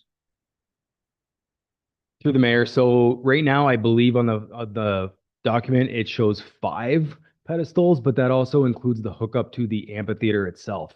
So the amphitheater is its own portion, and that's why we're trying to keep those synergies together, where the electrical portion is going to tie into it as well. So it's kind of a combined project to make sure that the power distribution is going to be for the amphitheater as well. But yes, exactly.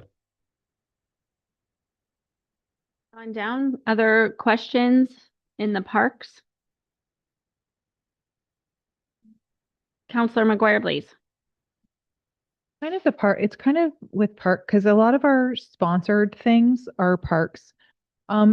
If we do get a sponsor, let's say for pickleball courts somewhere, either in Ward 1, Ward 2, wherever they should be, where does that sponsorship money go? Does it go, let's look at this because it's here. Does it go back into asset management reserve, or are we making another fund? Like so we get a sponsor for $400,000.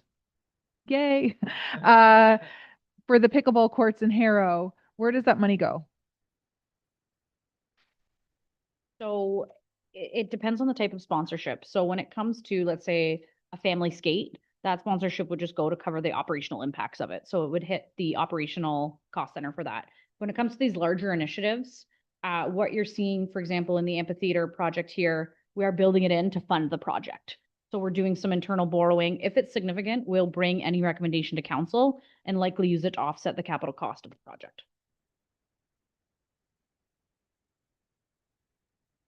further that then, up the road, we don't stop getting sponsorships. Sponsors might be 5-year terms, 10-year terms. The project's paid off. We're still getting sponsor money. Where does that money go? Through the chair, it would then be put into the operation, like if there's no capital cost remaining, it would go into the operational cost center, therefore either reducing the tax burden or covering the operational increases because of that new service. Does it have to go in there, or can that be banked for future recreational projects? Yeah, that's absolutely a potential. And so anything significant would get brought forward to council and council could direct the funding of that. The mayor, some options might be that there could be further amenities to put at that park location, like let's say Heritage Park. There's other amenities that we could do within that space. So it might be going towards funding those capital projects as well at a later date. Any other questions in parks? Okay, we're going to move on to arenas.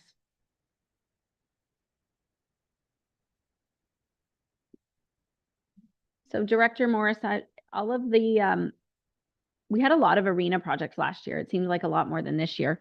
How did we make out on getting all of those done? To the mayor and council. So we got caught up on a lot of our carry forwards. We did have some, again, staff transitions this year, which prevented us from getting everything done like we had wanted to, but we took a huge dent in what we needed to accomplish. Again, prioritizing the ones that were like critical and then plugging away at the other ones that we have. So we are anticipating by the end of next year, we should be caught up on all of our carry forwards. Yes. Councilor Guerin. Talked about that floor scrub. I forget if Rodney said, we have more than one, right? That's just the one that's in S, or do we have just the one? Through the mayor, so we do have one at the Essex Center Sports Complex, which is the one that we're looking to replace, but most of the buildings have their own floor scrubber. Yeah. And then in this case, with the one that we have, we just keep it for parts, or we actually get rid of it? Through the mayor, that's a good question. I don't think that this one is salvageable for many parts. I think it's a very old model we're even having trouble sourcing parts from. So I'm pretty sure that this model is pretty useless. It's also, if you look at the pictures at the presentation, it was pretty beat up and old. So that's the reason why we're looking for the replacement.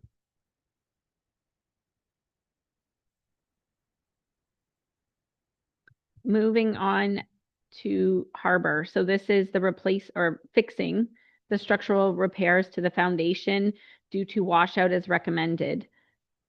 So I know that the dredging was probably in capital. And operating, sorry. The dredging of the harbor we're no longer getting federal support for, which was in operating. I missed the boat there, the boat. So is there, I'm wondering at some point if a counselor wants to at some point raise a resolution to the federal government asking them to reinstate the 50% cost sharing for dredging for small craft harbors. I'm just throwing it out there. Okay. Oh, wait, now anybody else for harbor? Deputy Mayor Shepley. The building we were talking about, just so I'm clear on it, that's the little building the staff sits in where the boats come in and out of. Yes. Our brand new AED there. Woo. Okay, moving on, we will have an update from Director Rowe. So just for the benefit of anyone in the public who's just chiming in, our current tax rate increase is sitting at 3.69%. And we have two projects that have been paused for reconsideration later in the meeting. That's Irwin Ave and Gosfield Town Line pedestrian crossing. And then we are going to circle back to our asset management increase. That's not the blended with the county. Do we know the blended with the county? Or is that? Okay. That is, to confirm, that is the average town levy increase, and the blended total dollar change is 3.01%. Thank you. Deputy Mayor Shepley. Because we haven't actually moved and made any motions on each one of these items we're going for now, right? We could always visit one back towards the end. Nothing's locked in on these here. Is locked in. Also, just to make note, again, for example, the last couple pages, nothing's been funded by taxation as well. Anything else? Okay, do we want to keep going through planning? Planning. CWAT's soft projects. This is also not funded through taxation. And the cloud permit is also implement the cloud permitting software for planning. And then we have the residential intensification guidelines in the urban or the Harrow and Essex urban design guideline. And funding sources for those are from budget stabilization. Any comments there from members of council? And the funding sources for those are asset management and other reserve, which is the budget stabilization.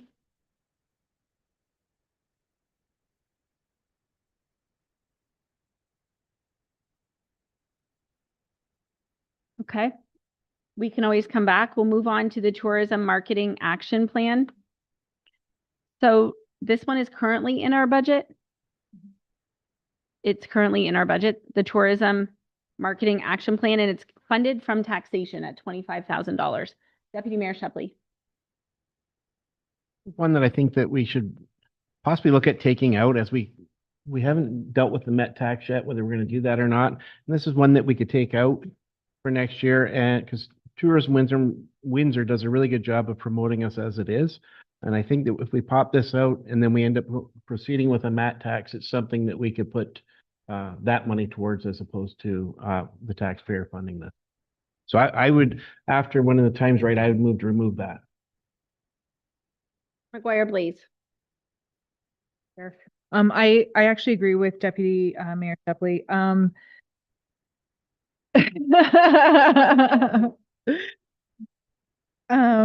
I don't always agree with you, but on this one I do. And the reason why I do is because I think that maybe some of the initiatives that we might have been able to take with this could be passed down to the chamber and the BIA.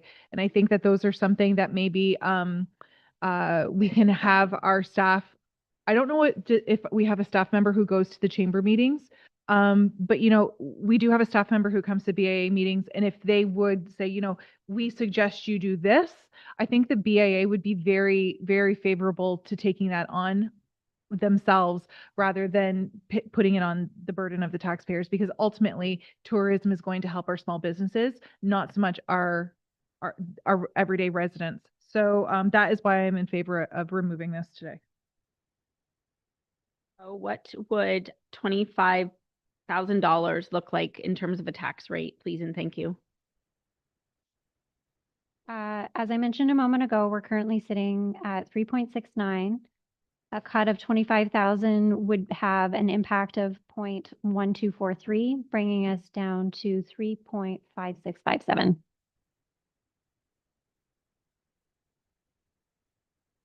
Any other comments on this tourism marketing action plan? I will be supporting the deputy mayor's motion as well. I think it's good. Councillor Guerin?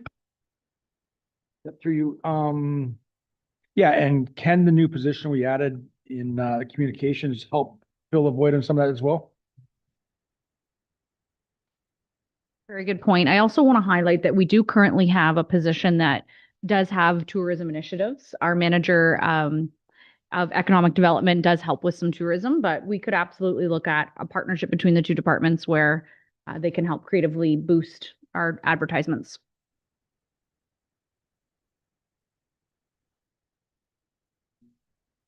I'll make the motion that we remove this out of the budget for this year. Okay, supported by Councillor Verbeek. Director Chadwick, did you wish to speak? I was just going to add that, or clarify that this plan is really an action plan to identify what steps the town would do, the steps that we can, speak with and meet with the BIA and chamber, and of course, work with our tourism experts in-house. Those are all actions, of course, that we can take and do. But the marketing action plan is just kind of a cohesive strategy to help us identify an approach over the next few years and kind of check off some things that we need to or should be doing to unify our brand and really highlight tourism throughout the entire municipality, not just in our downtowns. Thank you. I think inadvertently, that communications position will be able to do a lot of things though too on our social media, helping us, even though they can't develop the plan. So the motion is that we remove this and we can consider it in the future. We can consider it next year, or if we introduce a MAT tax or something else. All in favor? Oh, that's carried. Yeah. Right, if we do include a MAT tax next year, if we do approve that, this is something that we could definitely use for that time. So I think removing it was the appropriate thing. Thank you. Thank you. I agree. Okay. So when we did have the updated budget amount, which is 3.56, I believe. Something like that. Guys, yes, so the increase is 3.57 with that project cut from taxation. We will go through equipment and then we will take a break. So let's go through the public works equipment, bottom of, or second half of page 68. There's nothing here for funded by taxation, but there are some things, trade-in, development charges, questions from council. When it says trade-in, that's we're estimating how much we would get for trade-in. Questions on equipment from members of council. Councillor Hammond, then Councillor Guerin. A question, but more a statement. Basically, like when all these asks, they just as outlived its useful life. Like you don't really get any idea as to what extent that is. Like it's 300 kilometers that this thing's gone, or like is it, just racking up too much in cost? Just like to point that out. Almost dead.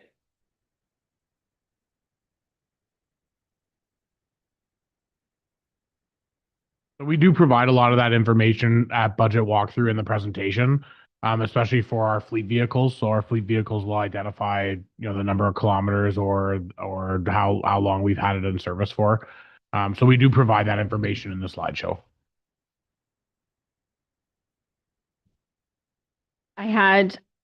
I have Councillor Guerin, then Councillor Allard.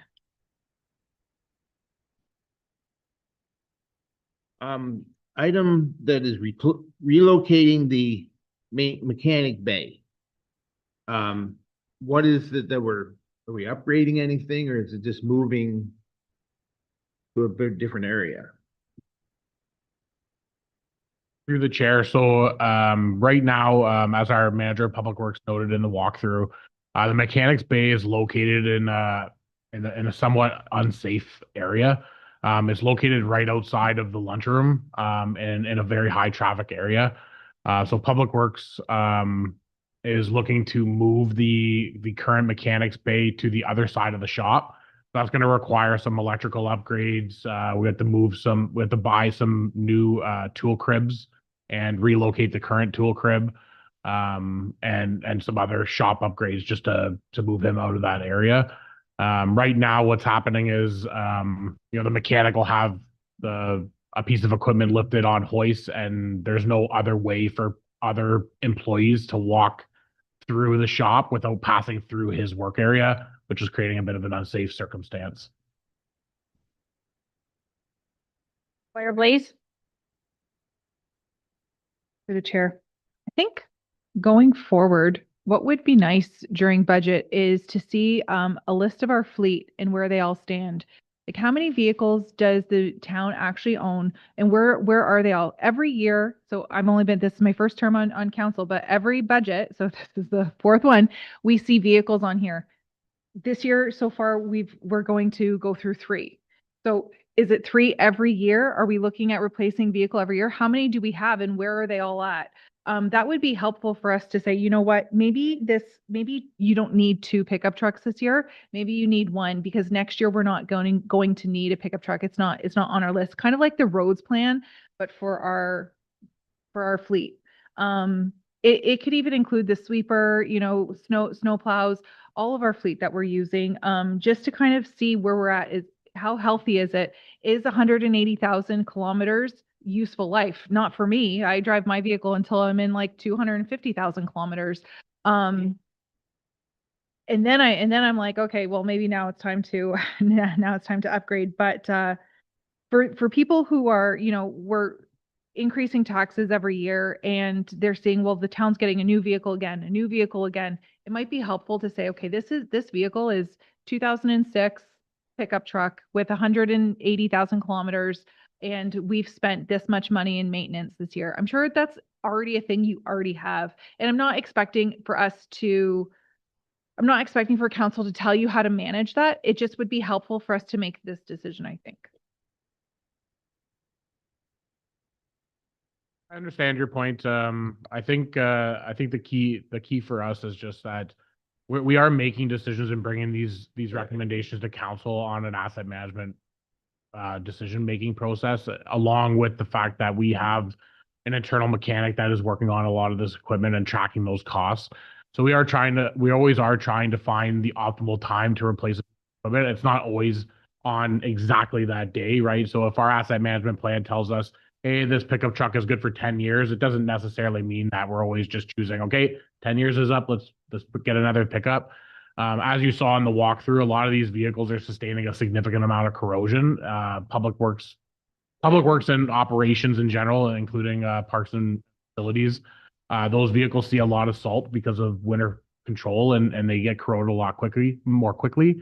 But we are seeing like a trend of increased maintenance and things like that are really generally causing the need for the recommendation. What I can say is in your strategic plan, you have requested a fleet plan to look at electrification. So there will be some level of inventory there that'll have to be created that council will see.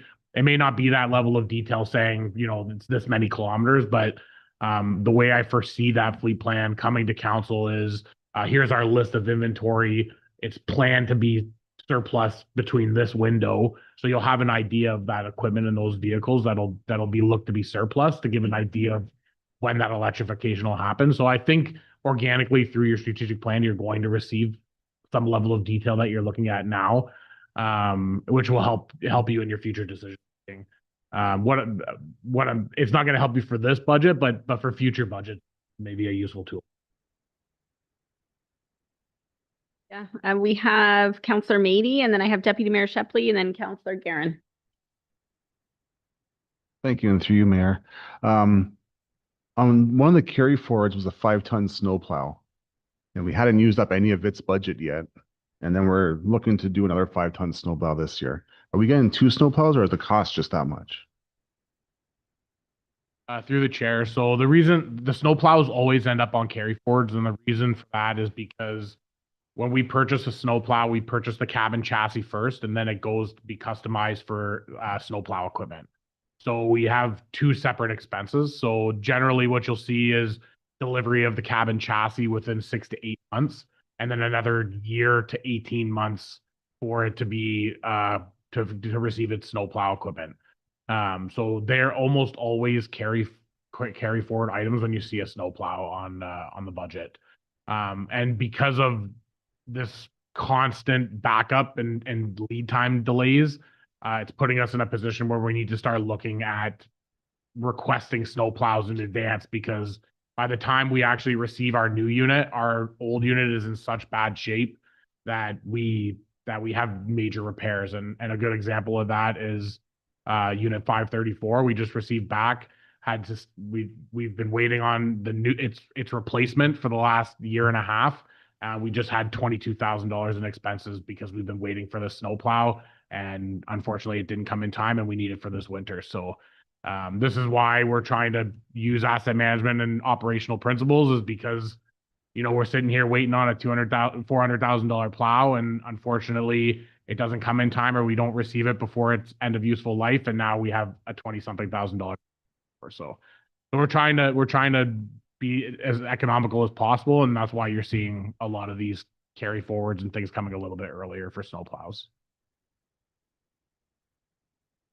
My question would be on the street sweeper. What's the age of it? And then so just because that's why I asked if we can still go back to something, because when I look at the maintenance we put into a vehicle towards versus new, and then I go back to that one car for bylaw, $5,000 works out to about $416 a month, as opposed to a new, you're talking $900 a month to buy a new one, and over a 6-year time frame. So that's why I think that maintenance dollar really matters. And I'm sure, I know I can understand. I've worked with the snow equipment and that before, so I know the abuse those take with the salt and everything else. But I'm just curious on the street sweeper, the age of it and roughly what we're putting into it a year, and how long one of those would normally last for. So I don't know very little about that piece of equipment. So the street sweeper, I don't have the exact date that we purchased it. I want to say that it's definitely over 10 years old. But what I can say about the street sweeper is that it's been costing us like quite significant amount of money to continue to operate it. I believe in 2024, either 2023 or 2024, we had some issues with it that required us to spend just over $50,000 to repair it. The other issue with the street sweeper is that the vendor and the only companies that can repair it are in Toronto. So everything has to be sent to Toronto, which is an additional delivery cost, additional cost for us. So maintaining newer equipment when it comes to something like this that is so niche ends up being very critical, because every time you're sending it away, you're spending over $50,000. So if I can find out what the date of the actual purchase was and circulate that to council though. Over 10 years, I think that's we've gotten pretty good bang for our buck out of that piece of equipment. And it wouldn't, I'm assuming it wouldn't make sense to hang on to that that's a secondary when you've got two city town centers that they use them on, then we could avoid maybe driving them. So, but if it wouldn't make sense, then I'm all for what you're suggesting.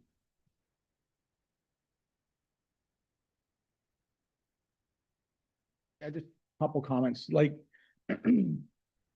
got to be considered when like not thinking about pulling out vehicles and stuff out of the budgets, because, and without, like Councilor McGuire was saying, without us knowing what's coming up next year to be replaced, I mean, we don't want to be pushing vehicles and then next year having to find out we had 4 more next year and now we got 7 to replace. We got to be cognizant of that. And we also, but it would be nice if we kind of had that, because it would help us make some decisions a little easier when we have these conversations. If we could foresee, okay, we know next year there's already 4 pickups that got to be replaced in various departments, and we're dealing with 3 this time.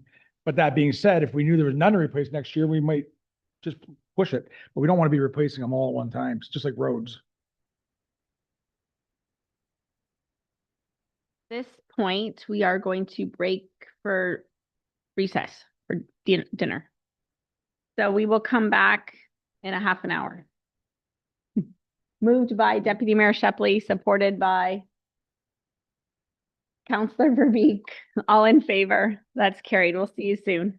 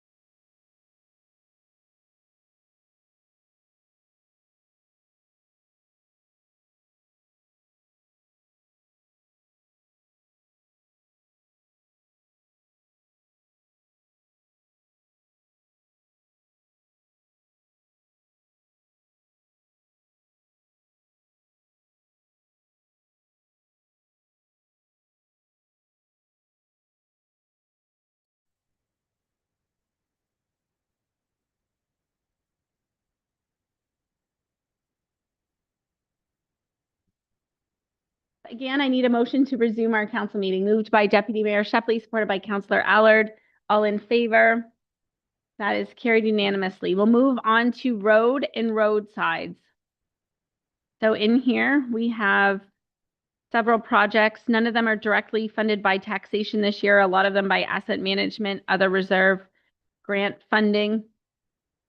Any member of council wish to talk about anything in the road and roadside? I'm wondering, Director Gerard, if you could just talk about the road condition project. That sounds like a lot of fun.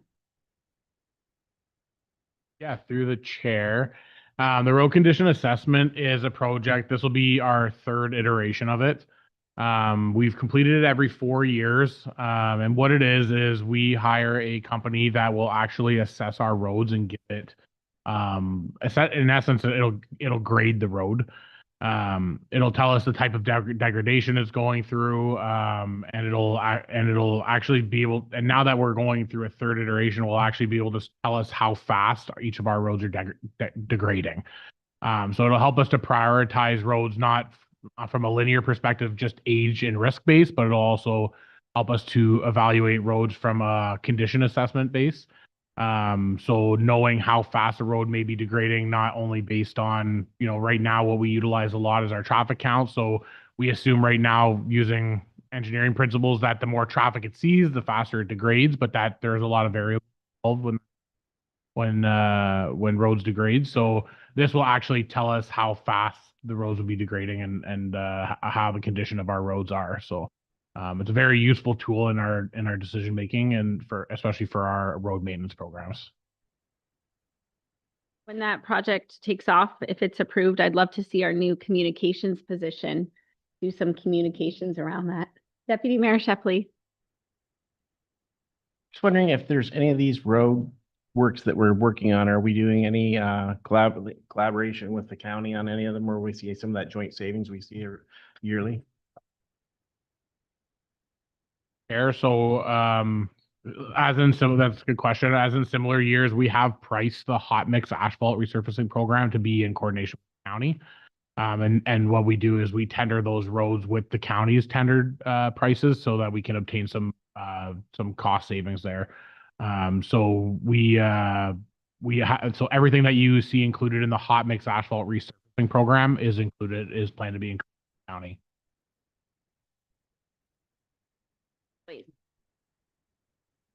Thank you, through the chair. The Maidstone Avenue Talbot Street intersection improvement. This one here, was there any funds? It says county contributions, but which amount was the county contribution? And then does this leave the section between Maidstone Avenue and where we ended the streetscape? Does it still leave that undone, or does it do that piece too? Through the chair. So it does leave the streetscape incomplete. So this is just for the intersection. It will go into Talbot in each direction, like a little bit, it's not just physically the intersection, but it also includes a little bit of Maidstone, a little bit of Talbot as well, wherever we're going to be replacing, curb and gutter, road, and water mains and sewers. So it does include a little bit, but that major portion from Maidstone to Cameron will be left incomplete. Oh yeah, sorry. And the county contribution likely falls under other. I don't know the exact amount, if it's the whole 115. So the county contribution is estimated to be 115,000. And that is calculated through our connecting link.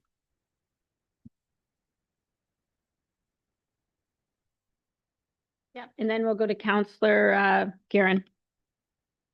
And with the hot mix asphalt program, are there any that are carry forwards from last year? Did we get them all done this year, and these are all new? Through the chair. So these are all new projects. All the projects that were tendered, and actually we came to you with a request to add a little bit of extra money to get Maple done. That project will be completed as well. So everything from the 2025 project will be completed in year, and these are all new requests.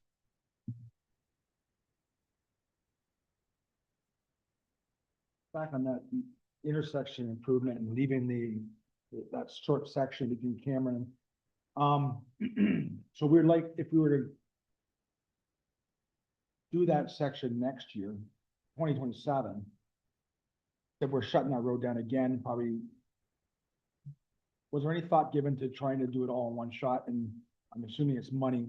Any idea what the extra money would be if we would do that today? Do it all. By doing it all, would it extend the time frame you think it's going to take to do this intersection? 4 months, 3 months, or could we do it all at the same time frame? Through the chair, so to answer your first question, we do know how much it costs. We did actually include it in our early iterations of the budget. The price tag on that section is about $2 million. So to go from just that stretch from Cameron to Maidstone, and that includes some storm sewers, water main, street lighting improvements, sidewalks, so everything to be redone in that area. The issue is obviously funding. It's a very substantial cost.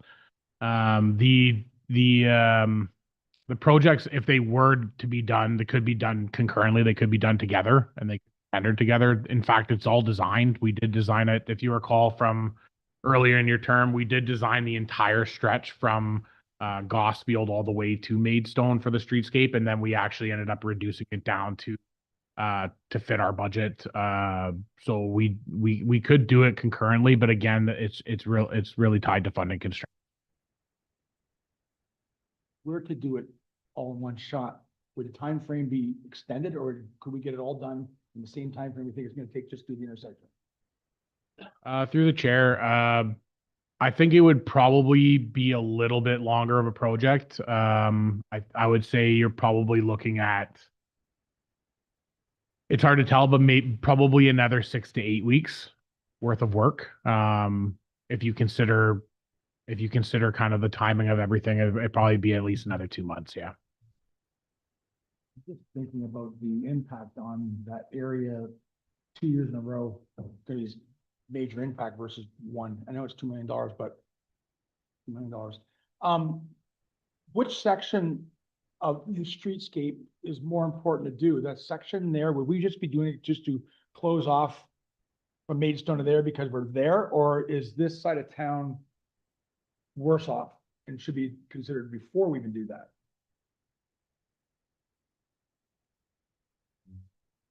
Chair, so I think our largest concern is with the water main, the condition of the water main, and the condition of the street light. Those are our two main concerns. I would say neither section is more important than the other unless, obviously considering construction timing, the impact of the neighborhood. So they would vary. I think the rationale in including in the early part of this budget of including that section of the streetscape was because of this intersection and the amount of work that was going to be happening in that area. We thought that it would happening all simultaneously would be less of an impact as in coming multiple times. So that's the rationale and why we chose that section and priced that section this year, was just because we wanted it to happen concurrently, but obviously funding constraints aren't going to allow us to do that this year. And like when you had it in originally and then pulled it out, we pulled it out because we're going into to fund it through asset management. Is it because asset management won't allow us to get there with the $2 million, but we may be able to get there next budget, or is it just because you didn't want to ask? The chair, so sort of a combination of all of those reasons, to be honest. When we forecasted out asset management, we're teetering in and around anywhere from 7 million to 5 million. So when we do look at those numbers, a $2 million project significantly drains that reserve. And so what we had thought was, from a timing perspective, if it was brought forward for next council deliberations, we'll have accumulated more balance in that reserve and keep that target balance fairly consistent. We also analyzed the total capital budget as well as carry forwards, and we're hitting in and around, I can have finance correct me, but $20 million in asks for the 2026 budget, as well as our carry forwards, which are likely in and around 15. So $35 million of projects to complete. We wanted to make sure it was sustainable for staff as well. Questions from any other council members? Deputy Mayor Shepley. On this road rehabilitation for the South Mullen Road to County Road 11, I'm just trying to, I don't know where that stretch is. Is that the stretch closer to Walker Road from 15 or the other way?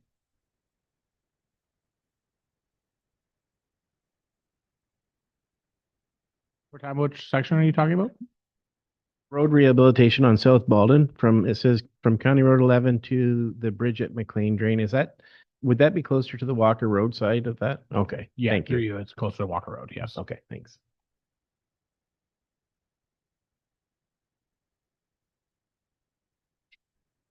I like all the roads proposed. I think it's great. I think we're seeing a good mix of roads throughout our entire municipality. So residents want us to do a lot of roads, and I think we are continuing to do a lot of roads. And I love how we work together with the county. They do a really good job, and it's a really smart idea. Okay, if we're not pulling anything out, we're going to continue to storm water management. This is user pay. Maybe we could just have a member of our administration explain how it's user pay again, just for residents watching. Or we have an urban levy and then. Okay, CAO.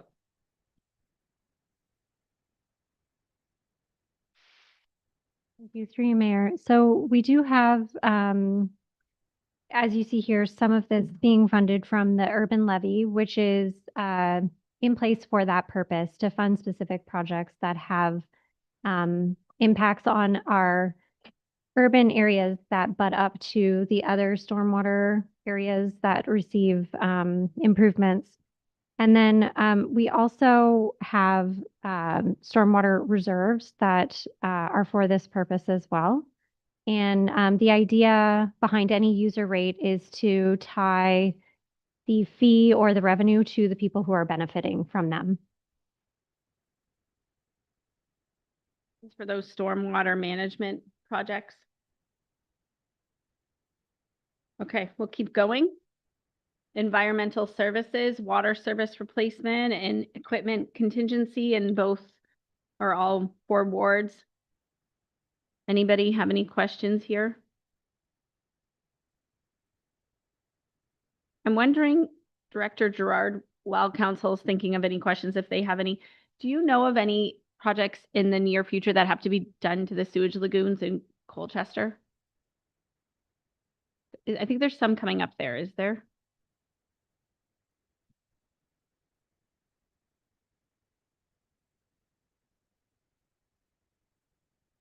Through you. So we're moving ahead a little bit to wastewater, so it's just a little bit unprepared. But yeah, so we do have planned projects in for the Colchester wastewater lagoons in 2026. They include some pump station replacements, some lift station piping needing to be replaced, some valve replacements, and level controllers. We have done some cell dredging as well. There's cell dredging planned for 2027. So we plan to dredge one of those cells. It's just a very significant cost, about $300,000 to do one cell in Colchester.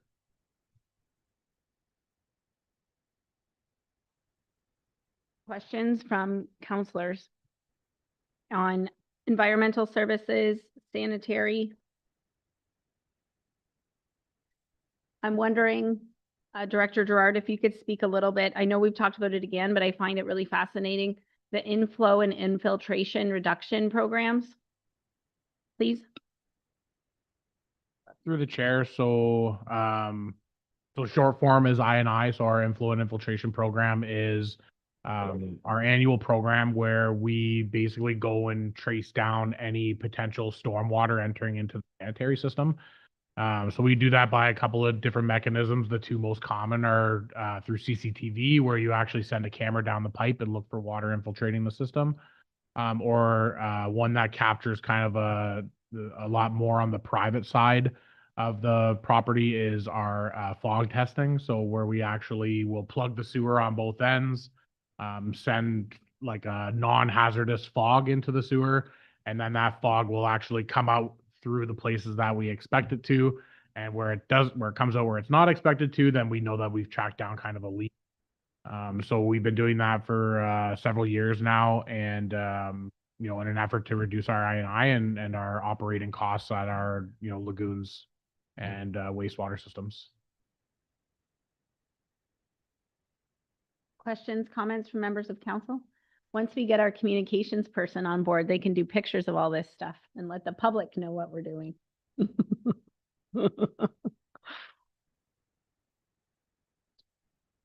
Director Rowe? We're back at the presentation here. Before we move into the resolution, so I think we just want to give council one last opportunity for any last questions. I don't think that there are, but we'll give you that chance. So we do have the two parked items. Do you want to deal with the smaller parked item first? Should we? And yes. Okay. So actually, before I do that, I'll just remind everybody where we're at with the tax rate, especially for those maybe just chiming in now from our residents. So we have our Town of Essex levy at 3.57% and the blended increase of 2.95%. And as the mayor has mentioned, we have a few parked projects, one being Irwin Ave in the Gosfield Town Line pedestrian crossing, as well as we were meant to circle back to our AMP levy increase. And at any time, I can go through some of the earlier decisions we made for the council-directed items. Deputy Mayor Shepley. The AMP fund, and just we'll get the elephant out of the room right now and take the big bite, and I'd like to reduce that by half. Okay, so that's a motion by Deputy Mayor Shepley to reduce our AMP by 0.5%, which would lower our taxes just by 0.5%. Supported by Councillor Verbeek. Comments to this motion, Councillor McGuire-Blaze. I'm going to say again, I think this is a really bad idea in reducing our savings. The recommendation was 2.5%, and our administration came to us with a 1%, and now we weren't going to reduce it to 0.5%. I just think, if anything, I would like to increase it from 1%. I'm not going to propose that, but I don't support this. I don't think we should. If we take a look at how much money we're spending in our asset management reserves over the last 15 years, over the last 2 years, we spent $15 million out of reserves. We have reduced reserves so much, and all they're asking for us is to put back, what is it, $200,000 a year. So we're taking out, let's just look at how much we're taking out right now, $5 million, and we're going to replace 200,000. That's what we're doing. And now we are going to only replace $100,000. I think it's very irresponsible for us to make that decision. I will be not supporting that. Thank you, Madam Mayor. Yeah, when I hear the term like irresponsible, I think just spending taxpayers' money on non-core assets is pretty irresponsible. I think that we have millions of dollars in this budget of non-core items that are being pulled out of that fund. We could reduce that. We could stop taking that and spending it. And that would, yes, we should be doing that. That's what we should be talking about. Sorry, thank you, through the chair. So if we just look at 2023, we gave 1.6% for roads. 2024, we gave an extra, and this is extra. This isn't part of our normal taxes. This is extra money that we've been given to it. 1.6% for road. 2024, an additional road levy for 1%. 2025, approved asset management levy of 1.5%. 2026, a proposed 1%. We've been giving more and more to our reserves, and we haven't been talking about stopping.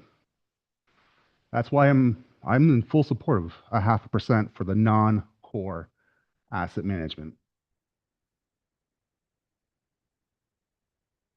I think administration needs to clarify non-core and core, because my understanding is asset management is a very core.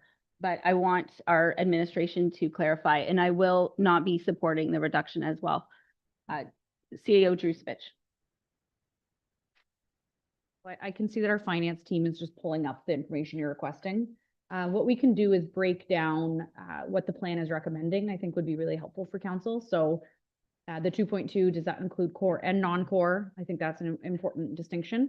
And the recommendation for this year, just to clarify, is 1% towards core only.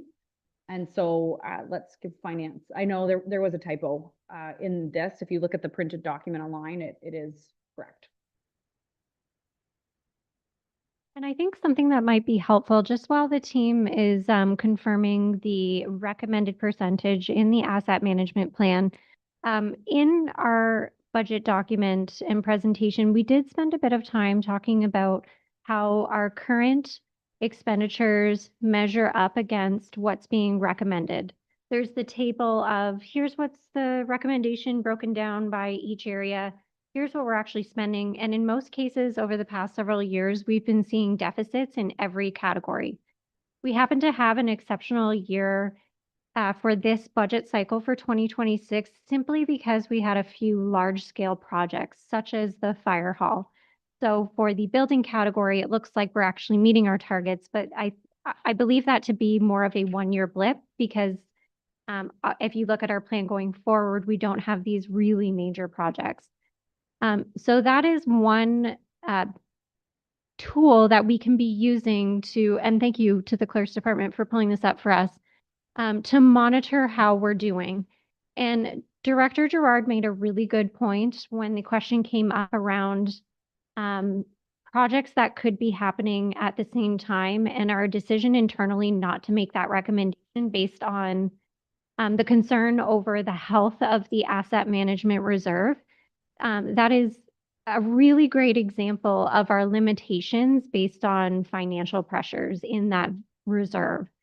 And so understanding the economic times that we're in and the financial pressures that our residents are facing, that is why we are bringing a 1% increase. And if we do look back on the asset management forecast, it is something that we've been bringing in annually.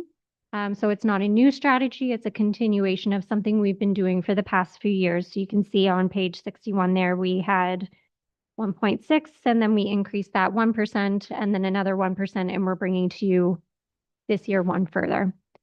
So I hope that helps with a little bit of the education side behind our strategy for the asset management reserve. I can see that the team is still confirming the values for core versus non-core, but I think it might be worth taking a quick pause there while they continue to verify that number and see if there are any questions from council on the general information I've provided so far. Thank you. Are there any questions while our administration? Councillor McGuire-Blades, I think you wanted to talk again.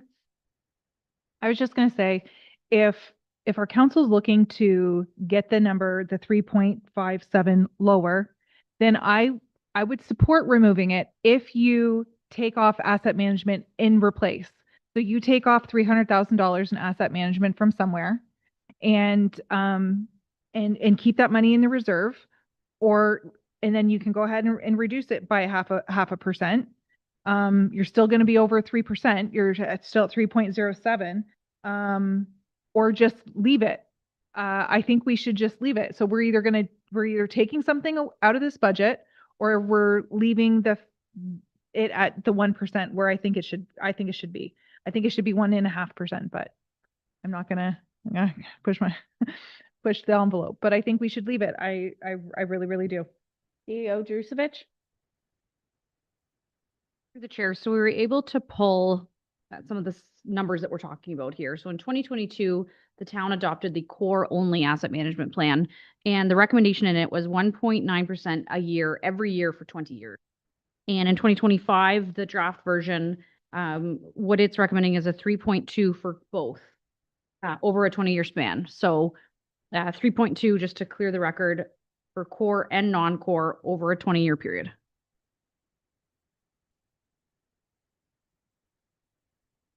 Council members that haven't spoke yet, Deputy Mayor Shepley. I understand what you're saying and I get it. The issue is we do have a investment plan that's coming forward that I think can more than make up the gap here.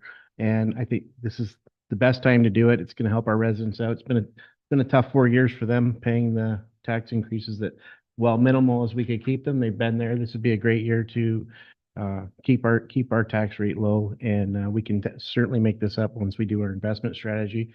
I understand what you're saying. I wouldn't, if not for that, then I would not be suggesting this. But because of that, I know where we can be, and that's why I made that suggestion of reducing it by 0.5%. And I don't really want to take anything out that's there. We've already kind of gone through that. I don't see anything I would like to remove. So I would, other than that 0.5%. So I'm still going to stay with that 0.5% reduction. Council? Counselor Hammond?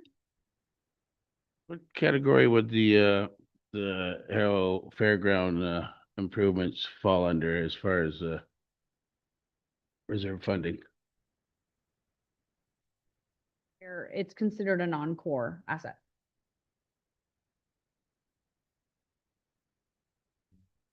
Specific project you're discussing? Well, actually, right now, we have a motion on the table for asset management, but, oh, Counselor Guerin. Just want to confirm, so the recommendation that administrators make is 1% core. Thank you. So I understand where Deputy Mayor Shepley is going for his motion. But as mayor, I inherited a term last term where we had 2 out of the 4 years with a 0% budget increase. And that impacted us this year. So I feel like it's not something I want to jump into where we're paying more in the future. Our administration has a good plan here in terms of asset management, and I want to support this asset management plan. And I think nobody wants to raise taxes. Not a single one of us want to raise taxes, but if we look at what we're getting, the value in what we're getting, our residents are getting this year, it's great. In every ward, there is something. So I think our asset management plan is underfunded already. So I would like to ask for a recorded vote. Director Malandruclo.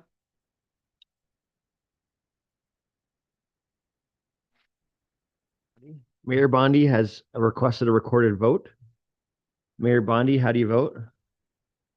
Some more discussion? If we want to discuss more, we can, certainly. Okay, Counselor Guerin? Okay. Okay, Counselor Mady? First, so there was a typo in our report online there, recommendation online, okay? But then when we questioned earlier, it was 0.5% for core, 0.5% for non-core. Now we're at, yeah, that's what, I'm sorry, did I hear wrong? So, in the asset management, as is right now, we have contributions for both core and non-core. And that's what I was speaking to. The increase that we're proposing this year, albeit there was a typo on the presentation, and I apologize for that. In the budget document, the increase this year is for core infrastructure. If that clarifies, I apologize for the confusion. Thank you. So further, yeah, that clarifies. How do we get to track what from the asset management plan gets spent on core and non-core? Do we see that someplace? We managed internally in our reserve tracking. If I'm seeing the CAO would like to speak to this. So in 2025, we do plan to release the full update, including non-core. And so that should provide some guidance. They'll have the 2 segments separated. Right now, you're seeing asset management reserve, and it's funding both core and non-core. The bottom line is they're both significantly underfunded. So typos are not, they're both very underfunded. 25 plan presented in 2026. Okay. Any other members of council? Counselor Guerin. Plan 2022 was 1.9% for 20 years, and the new plan is gonna be changing that to 3.2. So there was something wrong between 2022 and 2025. Can you explain? Through the chair, 2022 included core updates values only. So the 2025 plan will include all the non-core updates as well. So that was all based on the legislative timeline as well. Definition of core and non-core again, please. Generally speaking, the core infrastructure would be water, wastewater works, our roads infrastructure. And then non-core is anything outside of that. I can look up the slide the page that speaks to that, but in a nutshell, that's what we're talking about. Budget open houses that we held in Harrow and in Essex, when residents came out and voted, what did they vote for the most? Thank you to you, Mayor. Flooding was a top priority. The second, because traditionally it's been, other than flooding, which we all understand is flooding, but traditionally it's been when residents have a say on our surveys, it's been roads, roads, roads, roads. That is correct. That was one of the high priorities as well, flooding and roads. All right, Councillor Mady. That roads would be core and flooding and drainage will be core assets, right? Through you, Mayor, confirming, yes.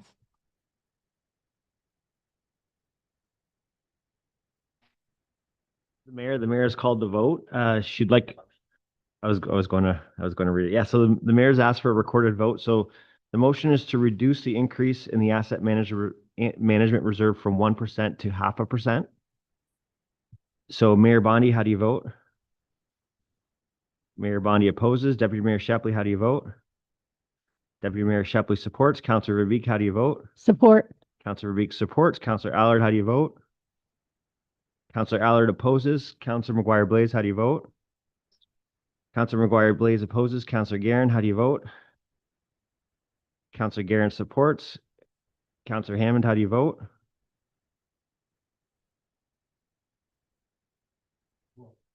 Councillor Hammond supports. Councillor Mady, how do you vote?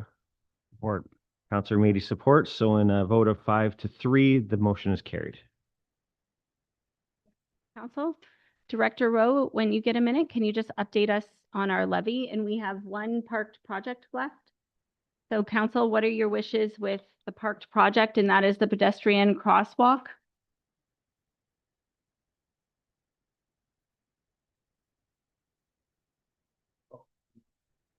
Oh, my there, Rod.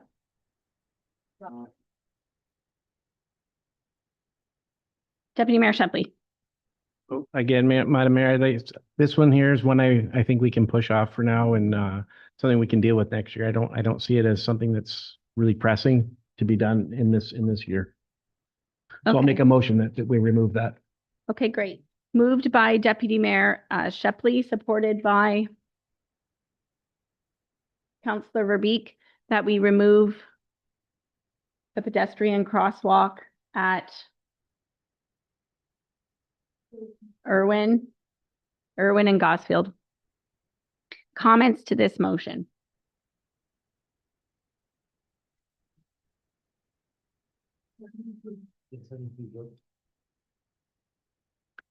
Director Rowe? Yes, so we're ready to update here. Oh, I apologize. Did I skip ahead? Okay. All right. So we were at 2.57 and the change to the asset management increase down to 0.5% brings us to 3.07. And we do not have direction on the motion on the floor at the moment, right? Okay, thank you. Well, you know what? We'll deal with this motion, then we'll come back. If that's okay. Okay, everybody's aware of the motion on the table. Any questions? Councillor Guerin.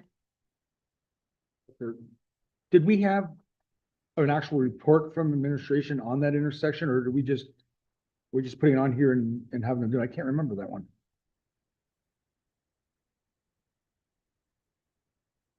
There was no report. It was just included in the budget. Correct. Other questions to the motion? Seeing, Counselor Mady? Through you, Madam Mayor.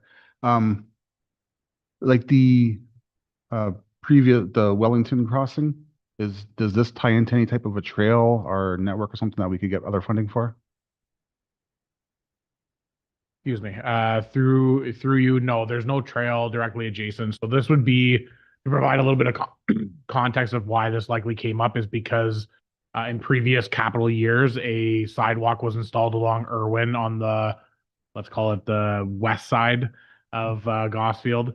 And then through the Irwin Avenue reconstruction project, the connection in front of the First Steps daycare was also created. So it's created like an uncontrolled crossing there.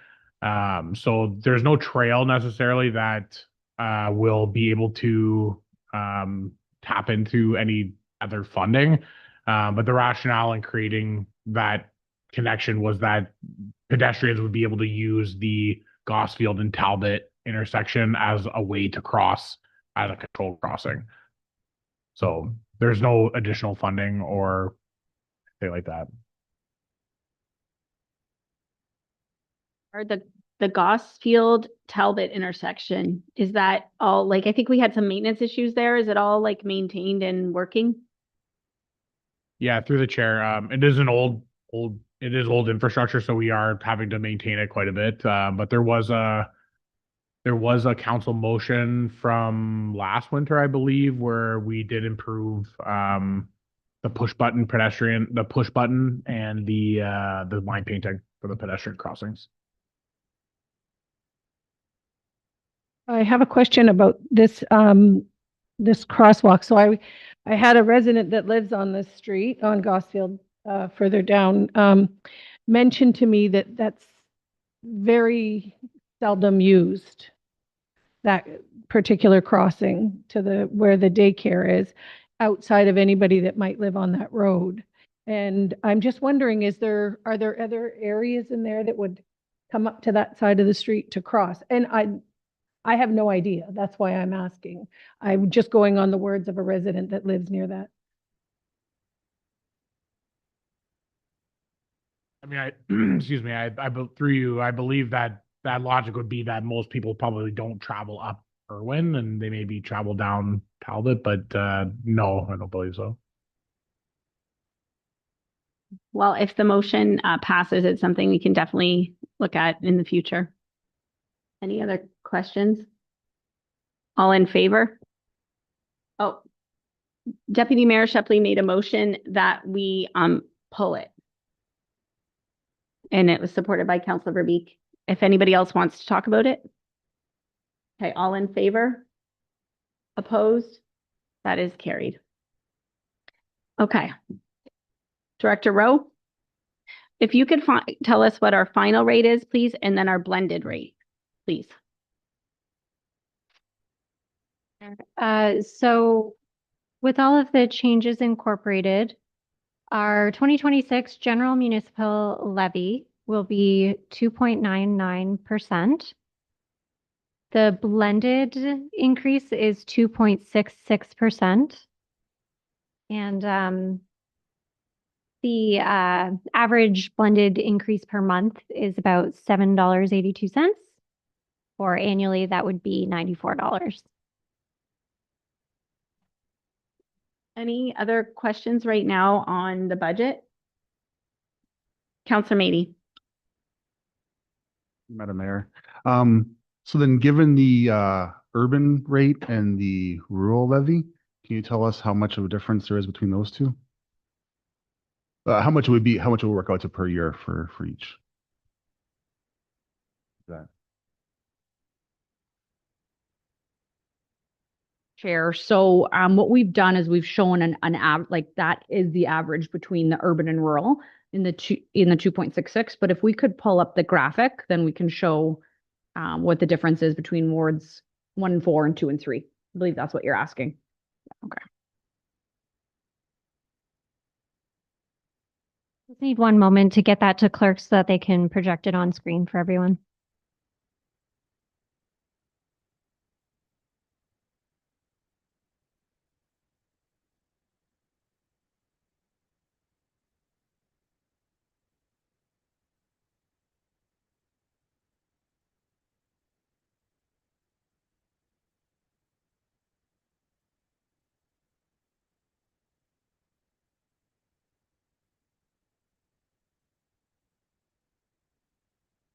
For that. During our last break, I think it was Councillor Guerin brought up an idea to put the OPP tax rates as a separate line on the tax bill. Is that something that we can do? And is that something that we can discuss here? I would have to take that one back and run it through with our tax coordinator. What I can say is they've been working closely with the county just on the separate line for organics, and that has been quite a challenge. The software is really limiting in the amount of lines you can show. I can take it back and email council with an update though, as to if it's possible. But I think one suggestion is in the graphic, we could certainly start to separate out what the OPP increase is, so it's highlighted. Will members of council get like an updated budget document? Okay, maybe we can have that in that updated budget document, and also in our communications that goes out, can we state the OPP increase in that communications?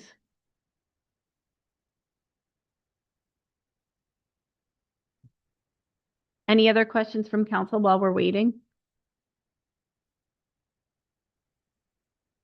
Okay, CAO Drusevich. Chair, so what you can see here is that because we have the urban levy and there was a slight increase to the urban levy, which was all throughout the operating budget, you're seeing that wards 1 and 4, it's on average 3.35. Wards 2 and 3 with just the rural levy is 3.14. And then the total, this blended is slightly different. I think I just have to get finance team to, oh, sorry, the 2.99 is the general levy. And so what you're looking at, the bottom line is what we will highlight and present to the media being 2.66. So this graphic will be updated in the budget document for everyone, and we'll have these rates highlighted after. Should there be no further changes, we would move on to the resolutions. Questions from members of council? At this time, I will move forward with the resolutions. If you have your agenda, your agenda sheet, you could cover it. Looking for a mover and a seconder that the presentation of the 2026 proposed budget for operating and capital be received, inclusive of all of adjustments summarized in Table A, Table B, Table D be received. Those are all the things that we did tonight. Looking for a mover and a seconder on those. Deputy Mayor Shepley, Councilor McGuire Blaze, any questions? Seeing none, all in favor? And that is carried. Moving on to, sorry, I think I might have missed one. Okay, I need a mover and a seconder that authorization be granted to complete in the 2026 fiscal year and any previously approved projects that remain outstanding as of December 31st, 2025 that do not appear in the 2026 budget as presented, so long as the budget costs do not exceed previously approved funding amounts or allocations. So these are our carry forwards, looking that we keep our carry forwards going. Looking for a mover and a seconder for this. Moved by Councillor Hammond, supported by Councillor Allard. Any questions? I do have a question. Every once in a while, we get that document on our agenda that's great and technical. The actual versus budget. Do you know when one is coming? December 15th. So take a look at that document line by line and you'll see where we are with our carry forwards. All in favor? And that's carried. We already did the Essex Center BIA motion, so we don't need another one here. Looking for a mover and a seconder that council reduce the period as set out in subsection 7(3) of the OREG 53022 to pass a resolution making an amendment to the proposed budget from 30 days to 17 days, and that council reduce the time period as set out to override the head of council's veto as an amendment. And I'll go to Director Malandrucolo to explain this for everybody. Through you, in accordance with the strong mayor power legislation that was passed in May of this year, there was some introduction of some veto periods, the ability for the mayor to bring the budget, and then some veto periods, both for council and for the mayor if that happened. As the town is aware, the mayor waived her ability to bring her own budget, and she brought it as we normally did, which we just did tonight. So in accordance with that, we're also going to ask council to waive their veto period for the budget, and the mayor then to affirm that she's waiving her veto period for the budget. So what that would mean is we would effectively all together be waiving the strong mayor powers and confirming tonight's budget as passed. Bringing back that asset management. No. Needing a mover and a seconder for this. Councillor Verbeek, Deputy Mayor Shepley, any questions? Any questions? Seeing none, all in favor? That's carried. Before you take off, our CAO has a few comments. Promise through the chair. So I just want to thank our administration who worked really hard to make today go smooth. Our senior leadership team who brought forward the priorities, and thank council. This will be the final budget under your term. And so it is an accomplishment. You've done some great things in line with the strategic plan that you've also presented. And ultimately, at the end of the day, I think we showed great teamwork in chambers today and came to a rate that helps administration and also makes sure that residents and the fiscal responsibility has been thought of as well. And I just want to thank our finance team and our new director. Thank you for going line by line through our budget and dotting the I's, crossing the T's, and pulling out what you could, even before we got here today. Thank you to all of our directors to having really realistic expectations, but also keeping in mind that we're a municipality that has 4 centers that all have competing needs. I feel like it's a really well-balanced budget in terms of going forward and maintaining our level of service. I do believe the town of Essex has a really high level of service, and I think this budget maintains that. So at this time, I'll look for a motion to adjourn. Councillor Hammond. Councillor Mady, any questions? All in favor? Thank you for joining us this evening.